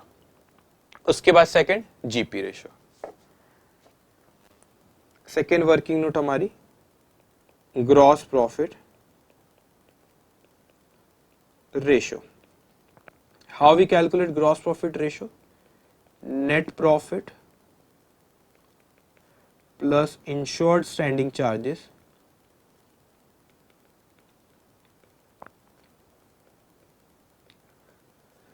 Divided by sales multiply by 100। ये पिछले साल की फिगर थी सारी। ठीक है, तो आप पिछले साल का नेट प्रॉफिट क्वेश्चन में देखो कितना है। नेट प्रॉफिट पिछले साल का 40,000। पिछले साल का इंश्योर्ड स्टैंडिंग चार्जेस 1,12,000। पिछले साल का सेल्स था आपका 8,40,000। लिखो यहाँ पे 1,40,000 net profit, insured standing charges 1,12,000 के। पिछले साल सेल्स था हमारा 8,40,000 multiply by 100। 1,40,000 plus 1,12,000 divided by 8,40,000 multiply by 100। कितना आया? 30%।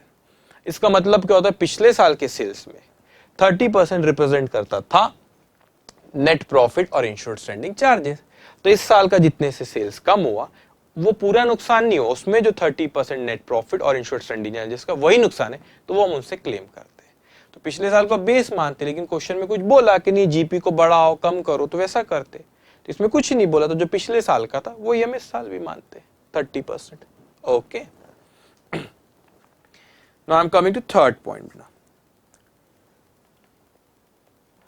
Adjusted annual turnover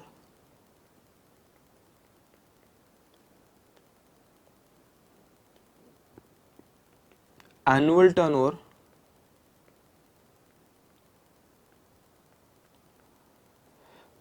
turnover question में कितना दिया बेटा? 9 लाख, 9 lakhs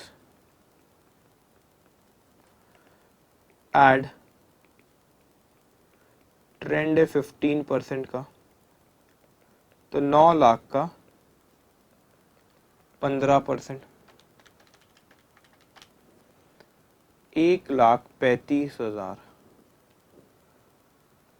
तो टोटल आएगा हमारा 10,35,000 एडजस्टेड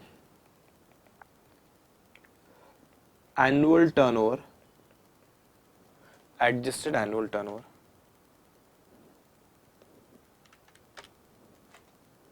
ठीक है, अब आते हैं अपन वर्किंग नोट नंबर 4 पे।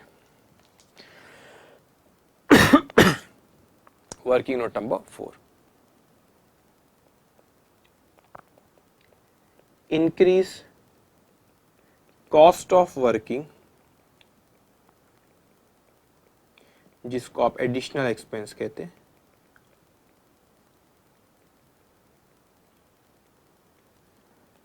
इसमें से तीन चीज में से सबसे कम वाला अलाउ है। पहला, एक्चुअल एडिशनल एक्सपेंस,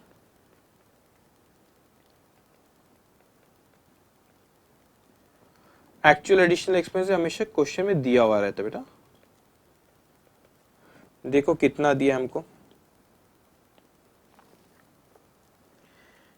ये दिया 13,400, 13,400। Second, sales due to additional expense multiply by GP ratio. अब बताओ बेटा, सेल्स ड्यू टू यहाँ पे एडिशनल एक्सपेंस कहीं लिखा हुआ है क्या? एडिशनल एक्सपेंस की वजह से कितना सेल हुआ? एक्चुअल टर्नओवर 1,50,000 है। अब पिछले क्वेश्चन में एक्चुअल टर्नओवर 8 लाख था, लेकिन sales due to additional expense 4 lakh बोला था, तो 4 लाख लिया था। अब यहाँ पे मेरे को 1,50,000 रुपए एक्चुअल टर्नओवर बोला बेटा, तो अब मेरे को ये नहीं बोला कि क्या 1,50,000 ये रेंटेड प्रीमाइसेस से हुआ पूरा, क्या पूरा कि वो जो जहाँ रेनोवेशन चल रहा है वहां से भी कुछ हुआ? ऐसा कुछ नहीं बोला गया है, तो हम यही मानेंगे कि एक्चुअल टर्नओवर जो है सारा का सारा कहां से हो? रेंटेड प्रीमाइसेस से हुआ है। तो आप लिखेंगे यहां पे 1,50,000 मल्टीप्लाई बाय 30%, 45,000। ठीक है बेटा, एक वहां पे नोट लिख लो।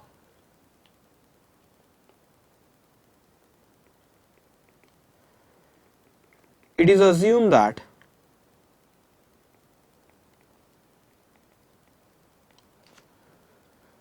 complete actual turnover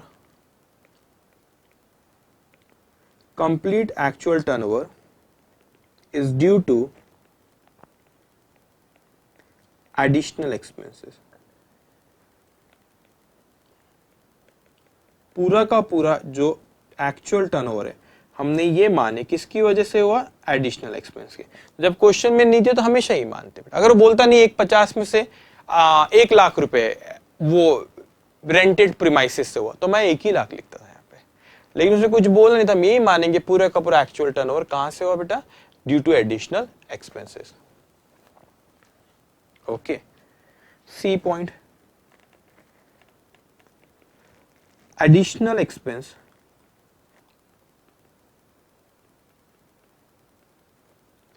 multiply by gross profit on adjusted annual turnover divided by gross profit on adjusted annual turnover plus uninsured standing charges. Uninsured standing charges. तो एडिशनल एक्सपेंस कितना है बेटा अपना? 13,400 इक्वल्स टू, अब आपका gross profit, आपका adjusted annual turnover कितना था? 10,35,000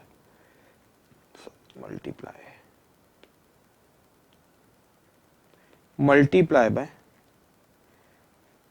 10 लाख नहीं, एक सेकेंड, सॉरी, एडजस्टेड एनुअल, हाँ, 10,35,000 का 30% डिवाइडेड बाय, ये कितना आ रहा है? 10,35,000 का 30%, 3,10,500। अनइंश्योर्ड स्टैंडिंग चार्जेस अभी क्वेश्चन में मैंने आपको निकाल के बताया था बेटा। टोटल स्टैंडिंग चार्जेस आपको दिया 1,28,000 के, इंश्योर्ड दिया 12 के, तो अनइंश्योर्ड कितने में? 16,000।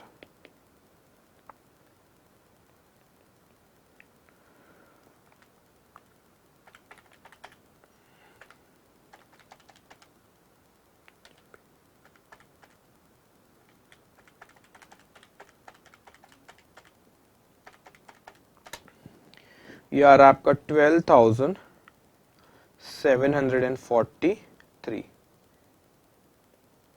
ठीक है। तो lowest is allow,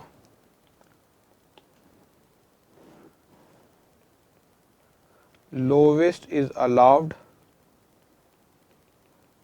that is rupees 12,743, that is rupees 12,743. Okay.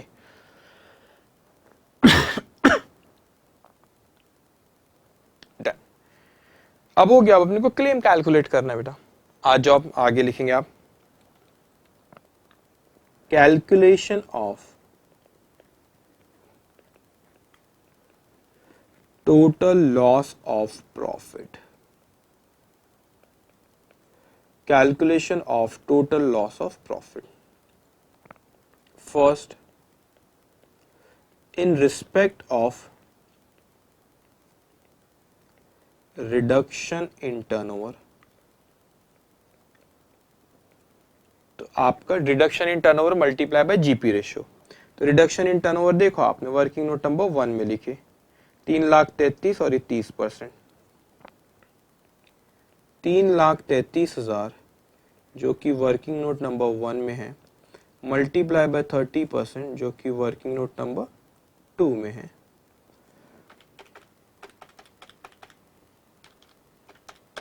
ये आता है आपका 99,900। सेकेंड,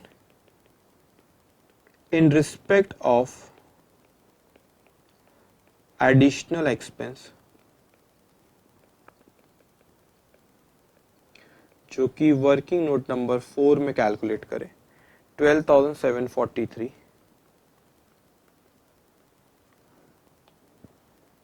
टोटल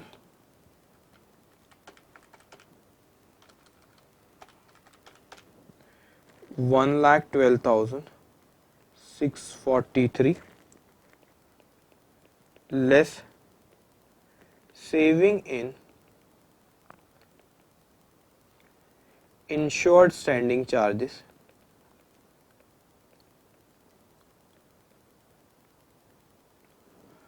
कितना तो क्वेश्चन में दिया, saving insured standing charges 4,900।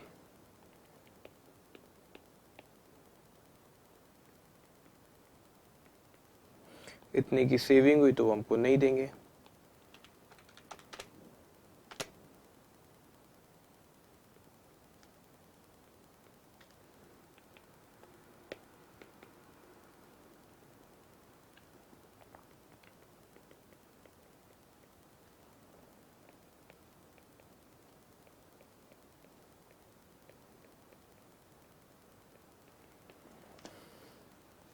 Total loss of profit, okay.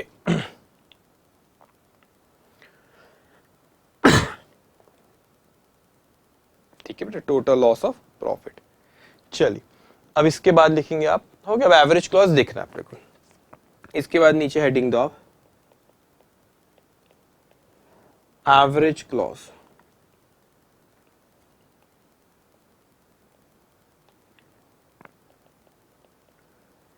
Insurable some add कैसे कैलकुलेट करते हैं, that is adjusted annual turnover multiply by GP ratio. तो अपन ने कैलकुलेट करे ना वो adjusted annual turnover working note number 3 में 10,35,000, 10,35,000 मल्टीप्लाई बाय 30%, वो कितना आता है, ₹3,10,500 is more than the policy amount. आपने पॉलिसी कितने निकाले, दैट इज रुपीज 22, एक मिनट, वो 2,48,000 कुछ थी, एक सेकेंड,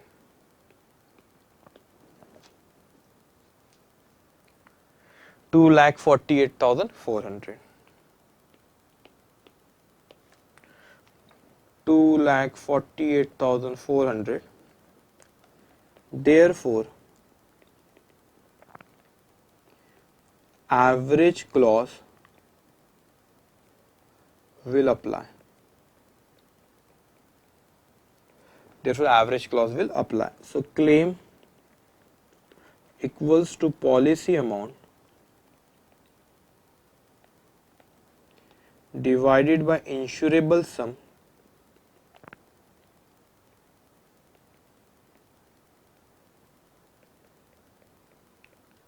लॉस. तो पॉलिसी निकाले 2,48,400 की, होना चाहिए था 3,10,500.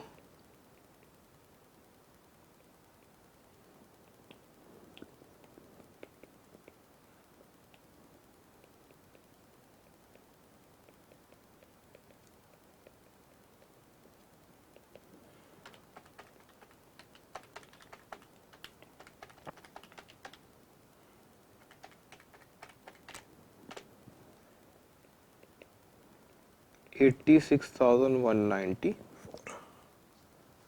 ओके, वो पॉइंट में 0.4 है तो आप 0.5 आया तो आगे बढ़ जाना, उससे 0.5 या उससे कम रहा तो पीछे. तो यहाँ पे 86,194.4 है तो हमने लिखे 86,194. ठीक है, 0.4 भी लिख दी तो कोई प्रॉब्लम नहीं है, लेकिन पैसों की इमटेरियल है ना, पैसों में 0.40 पैसा. ठीक है, एक और क्वेश्चन ले लेते बेटा. आज आप 3 क्वेश्चन हो गए, एक क्वेश्चन और लेते 20 क्वेश्चन. ठीक है, एक क्वेश्चन और बस. सिंपल तो है, कोई प्रोसेस चलते रहती है. ठीक है, I am coming to question number 20. बस ये क्वेश्चन और आज की. The premises of XY limited were partially destroyed by fire on 1st March 2017 and as a result the business was partially disorganized up to 31st August 2017. आग कब लगी बेटा? 1 मार्च 2017 को. कब तक बिजनेस डिस्टर्ब रहा हमारा? 31 अगस्त 2017. मतलब मार्च, अप्रैल, मई, जून, जुलाई, अगस्त, 6 महीने तक. The company is insured under a loss of profit policy for rupees 1,65,000. Policy amount 1,65,000. Having an indemnity period of 6 months. 6 महीने तक मैक्सिमम वाला हो. 6 महीने हो रहा है, मार्च, अप्रैल, मई, जून, जुलाई, अगस्त. From the following information, prepare a claim under the policy. अब अपन देख लेंगे क्या क्या चीज है. Actual turnover during the period of dislocation 1 मार्च 2017 से 31 अगस्त 2017. ये क्या हुआ आपका? Actual turnover. Turnover for the corresponding period dislocation in the 12 months before the fire 1 March 2016 से 31 अगस्त 2016. ये क्या हुआ? Standard turnover. पिछले 12 महीने में वो पीरियड, ऐसा कंफ्यूजन है, ये करस्पॉन्डिंग पीरियड डिसलो इन दी 12 मतलब पिछले 12 महीने में ये इतने महीनों की बात कर रहा है, ये 6 महीने की बात कर रहा है, तो स्टैंडर्ड टर्नओवर है. Turnover for the 12 month immediately preceding the fire, ये डी पॉइंट नहीं होगा यहाँ पे. ठीक है, उसका कंटिन्यूशन में. ठीक है, वो during the period turnover for the 12 month in immediately preceding the fire, ये क्या हो गया आपका? Annual turnover. Annual turnover. Net profit for the last financial year दिया. इंश्योर्ड स्टैंडिंग चार्जेस दिया, अनइंश्योर्ड दिया. इंश्योर्ड 60,000, अनइंश्योर्ड 5,000, तो फिर total standing charges 65. Turnover for the financial पिछले साल का सेल दिया 5 lakh. Due to substantial increase in trade before and up to the date of fire, it was agreed that an adjustment of 10% should be made in respect of upward trade in turnover.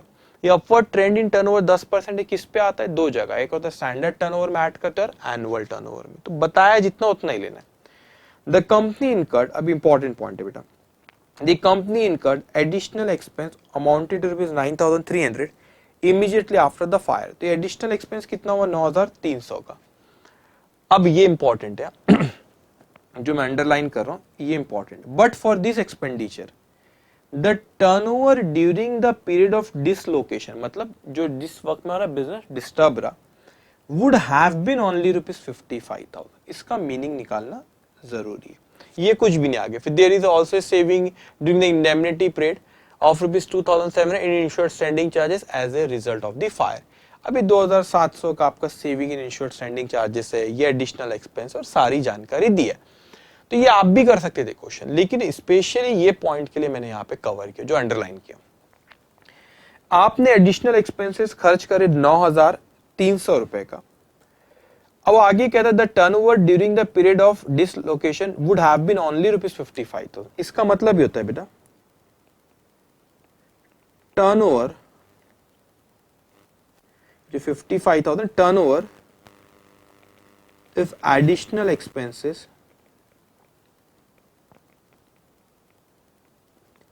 Not incurred. इसके meaning को सिर्फ इसी point के लिए question मैंने यहाँ पे cover किया, नहीं तो आपको प्रैक्टिस ड्रिल में दे देता है। इसका मतलब होता है कि वो एडिशनल एक्सपेंस नहीं होता अगर, तो टर्नओवर सिर्फ आपका 55,000 का होता। मतलब मैंने एडिशनल एक्सपेंस, तो ये 55,000 को आप ये ना पढ़ना कि वो एडिशनल एक्सपेंसेस की वजह से ये 55,000 रुपए का सेल हुआ। इसका मतलब है वो एडिशनल एक्सपेंस अगर वो इसका मतलब ये नहीं है कि एडिशनल एक्सपेंस आपने जो खर्च करे उसकी वजह से ये 55,000 रुपए का सेल हुआ, नहीं। अगर ये एडिशनल एक्सपेंसेस नहीं खर्च करते, मेरे सवाल मेरे पॉइंट को ध्यान से सुनना, अगर वो एडिशनल एक्सपेंसेस नहीं खर्च करते तो आपका टर्नओवर सिर्फ 55,000 का होता। ठीक है, तो मेरा 55,000 का होता, लेकिन अभी एक्चुअल में टर्नओवर कितना हुआ है मेरा? एक्चुअल टर्नओवर 80,000 का। इसका मतलब मैं आगे कहता हूं सेल्स ड्यू टू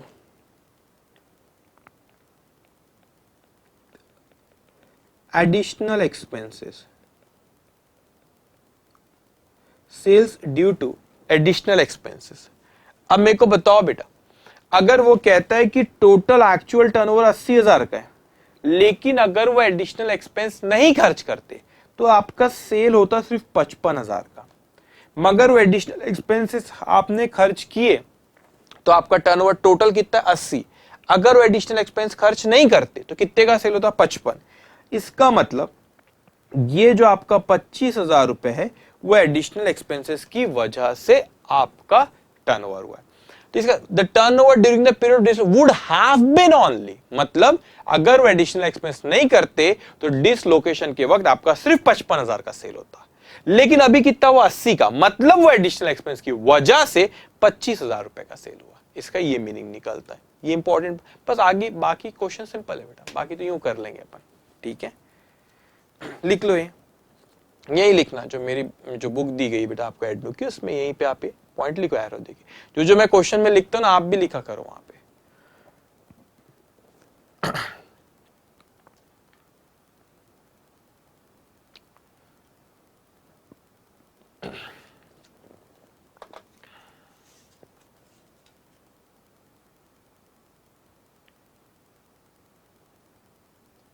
ओके चलिए, बस ये क्वेश्चन हम कवर करेंगे, फिर आज का सेशन यहाँ खत्म। यू नो टुडे संडे, आज संडे में जब रिकॉर्ड कर रहा लेक्चर, मैं इवन मतलब जनरली आई डोंट प्रेफर कि संडे को मैं फैमिली को टाइम देना। टुडे कुछ रिकॉर्डिंग कंप्लीट करना था, तो इसलिए बेटा मैंने आज ये रिकॉर्ड किया, तो मैं भी ये रिकॉर्ड करके घर जाऊंगा सीधा। ठीक है, तो चलो जल्दी जल्दी आप भी लिखेंगे बात। इतना लिखे बेटा, अब सिंपल है, वो प्रोसेस हमारी शुरू होगी। अब आप लिखो, उसके बाद working note,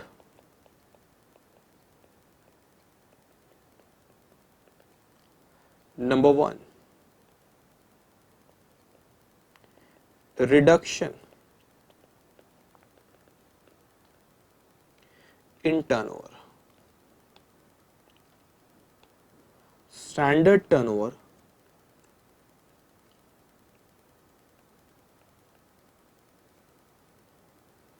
first of March 2016 to 31st August 2016। Standard turnover दिया है हमको, देखो स्पिरिट का बेटा, ये हमने लिख भी रखे, कितना है? 2,40,000।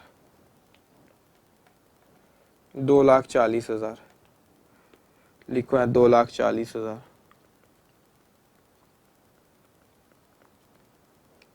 एड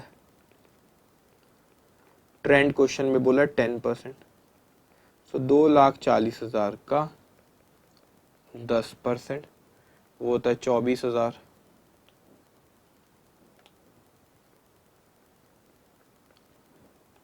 तो टोटल आपका आएगा यहाँ पे एडजस्टेड स्टैंडर्ड टर्नओवर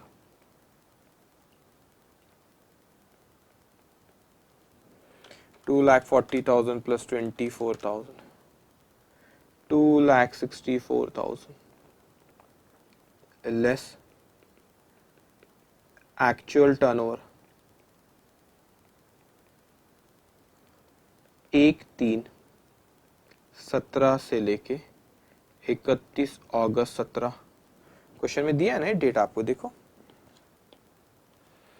1 मार्च 17 से लेके 31 अगस्त 17 ये दिया है कितने का एक्चुअल टर्नओवर 80,000 का तो उम्मीद किए थे हमने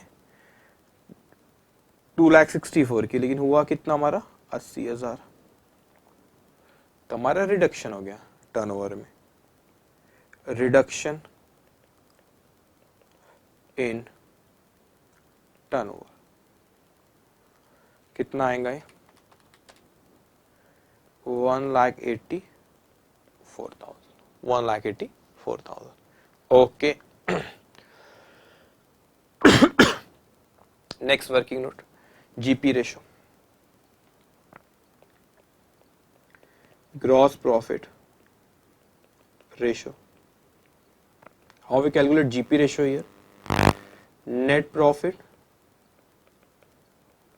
plus insured standing charges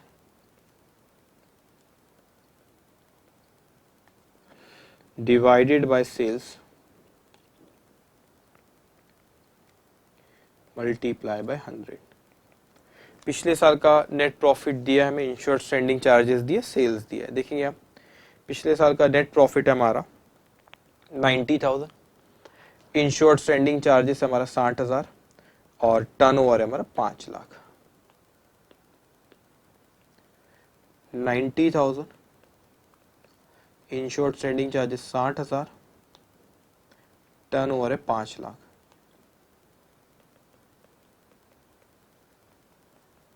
तो कितने परसेंट आता है 30%। अब पिछले साल इसका मतलब क्या होता है मीनिंग निकालना जरूरी इसका मतलब क्या होता है कि पिछले साल के टर्नओवर में 30% रिप्रेजेंट करता था नेट प्रॉफिट और इंश्योर्ड स्टैंडिंग चार्जेस तो इस साल जो रिडक्शन हम वही मानते हैं उसमें इतने परसेंट रिप्रेजेंट करता है लेकिन क्वेश्चन में बोलता नहीं 5% बढ़ाओ 2% बढ़ाओ तो वो बढ़ा देते थे नहीं बोला तो कुछ नहीं okay 30%। Third working note adjusted annual turnover adjusted annual turnover इसे हम क्या यहां पे लिखो annual turnover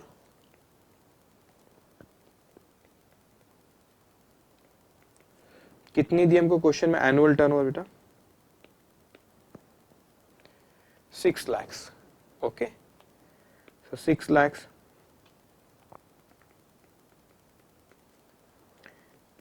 add upward trend 10% तो 6 लाख का 10% 60,000 तो आएगा adjusted annual turnover 6,60,000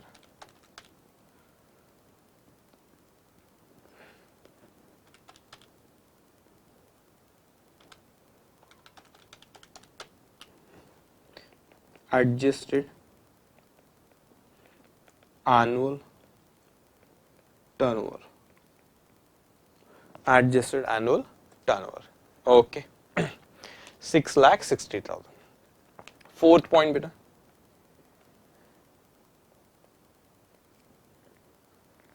increase cost of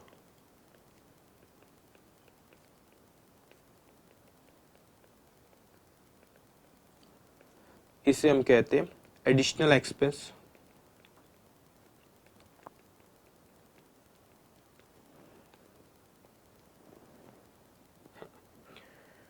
पहला वही प्रोसेस चल रही है अब कुछ नहीं सिंपल आपको पता नहीं पिछले 3 क्वेश्चन किए वही प्रोसेस चलते जा रही है ठीक है पहला actual additional expense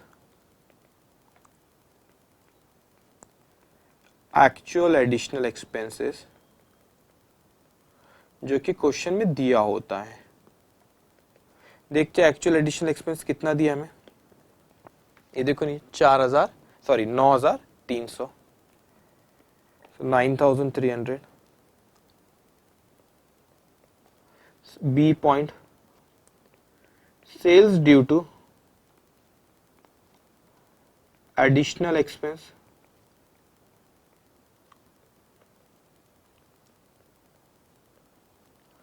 multiply by GP ratio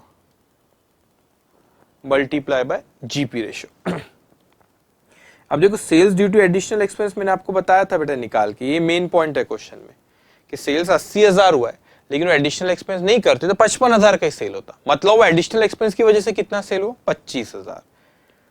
तो यहाँ पे आप लिखेंगे, मैं बल्कि ऐसे लिख देता हूँ 80,000 माइनस 55,000, 25,000 आएगा difference, that is sales due to additional expense, उसका 30% 7,500। तो हमने 7,500 बचा के दी, एडिशनल खर्चा 7,500 का क्लेम कम कर, एडिशनल एक्सपेंस मांग रहे 9,300, देंगे क्यों नहीं, लोवेस्ट। सी पॉइंट एक और, additional expense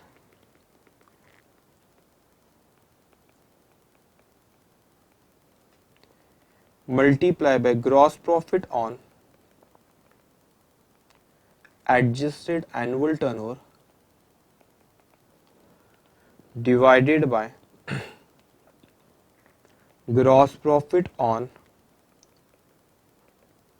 adjusted annual turnover plus uninsured standing charges। Okay तो एडिशनल एक्सपेंस कितना है 9,300 का, ग्रॉस प्रॉफिट रेशियो हमारा कितना भी आया निकाले 30%, ये 30% किस पे, एडजस्टेड एनुअल टर्नओवर, ये निकाले आपने 6,60,000 डिवाइडेड बाय, वही चीज नीचे लिखना है, दोबारा लिखना है तो इसको और एक बार लिख दो यहाँ पे, कैलकुलेशन 6,60,000 का 30% 1,98,000 प्लस अनइंश्योर्ड स्टैंडिंग चार्जेस, तो कितना दिया बेटा अनइंश्योर्ड स्टैंडिंग चार्जेस क्वेश्चन में, ये देखो नीचे 5,000 प्लस 5,000 6,60,000 का 30% 98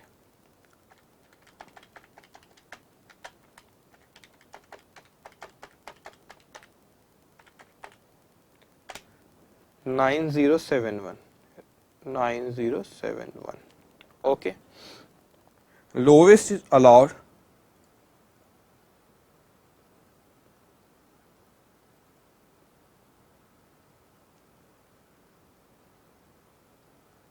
that is rupees 7,500। तो तीनों में से सबसे जो लोवेस्ट वाला है वो कितना हमारा 7,500। अब हम क्लेम कैलकुलेट करेंगे, आप लिखेंगे इसके नीचे कैलकुलेशन ऑफ, पहले टोटल लॉस निकाले, टोटल लॉस ऑफ प्रॉफिट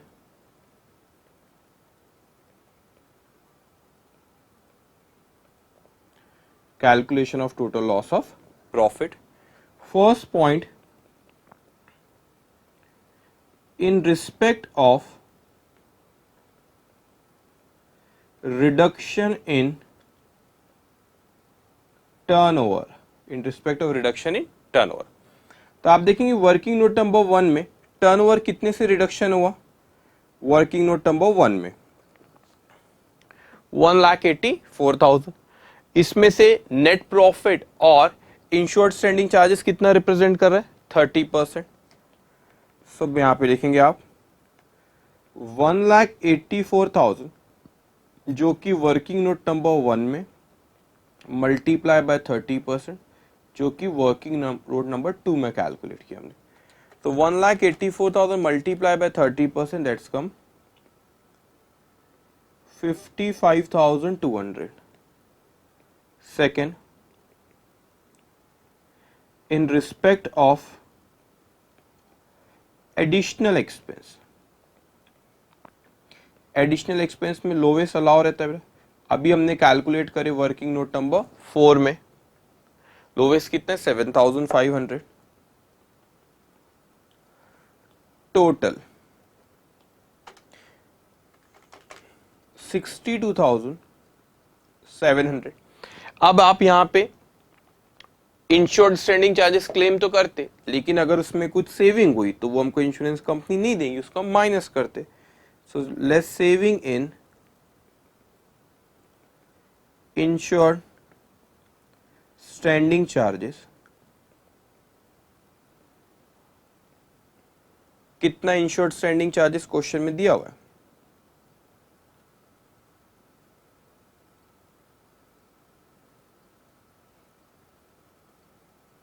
ये दिया 2,700।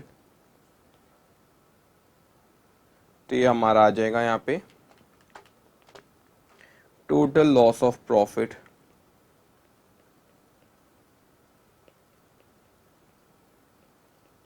60,000 हो गया।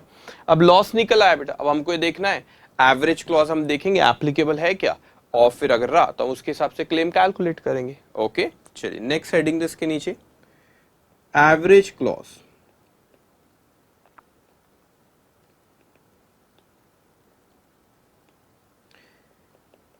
इंश्योरेबल सम कैसे कैलकुलेट करते होंगे? Adjusted annual turnover multiply by GP ratio, that is the adjusted annual turnover कितना हमने कैलकुलेट करते वर्किंग नोट नंबर 3 में, जो कि था 6,60,000।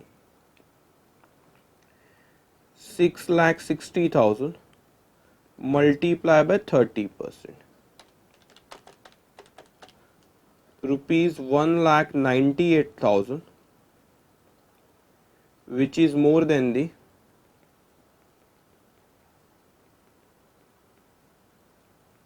policy amount, which is more than the policy amount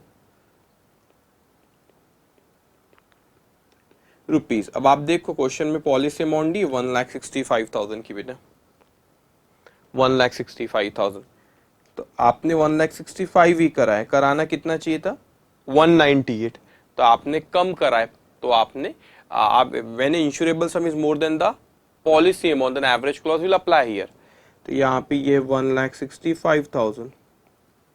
okay therefore average clause will apply, therefore average clause will apply। तो claim कैसा होगा? Claim equals to policy amount. अच्छा अगर कभी ये इंश्योरेबल सम इससे कम हो, सपोज ये 1,00,000 रहता, ये 1,00,000 रहता, ये 160 1,00,000 रहता, तो फिर नहीं बेटा, फिर पूरा का पूरा इंश्योरेंस कंपनी के भरोसे, तो फिर आप पूरा का पूरा क्लेम करते।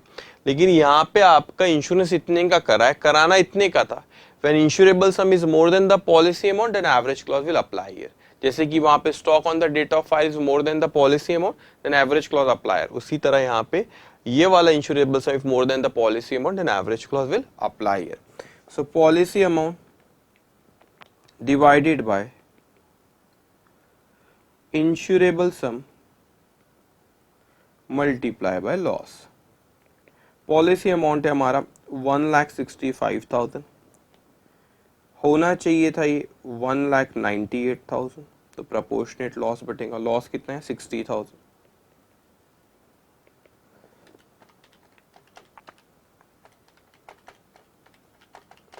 ये आता आपका 50,000, तो क्लेम कितना हो गया 50,000।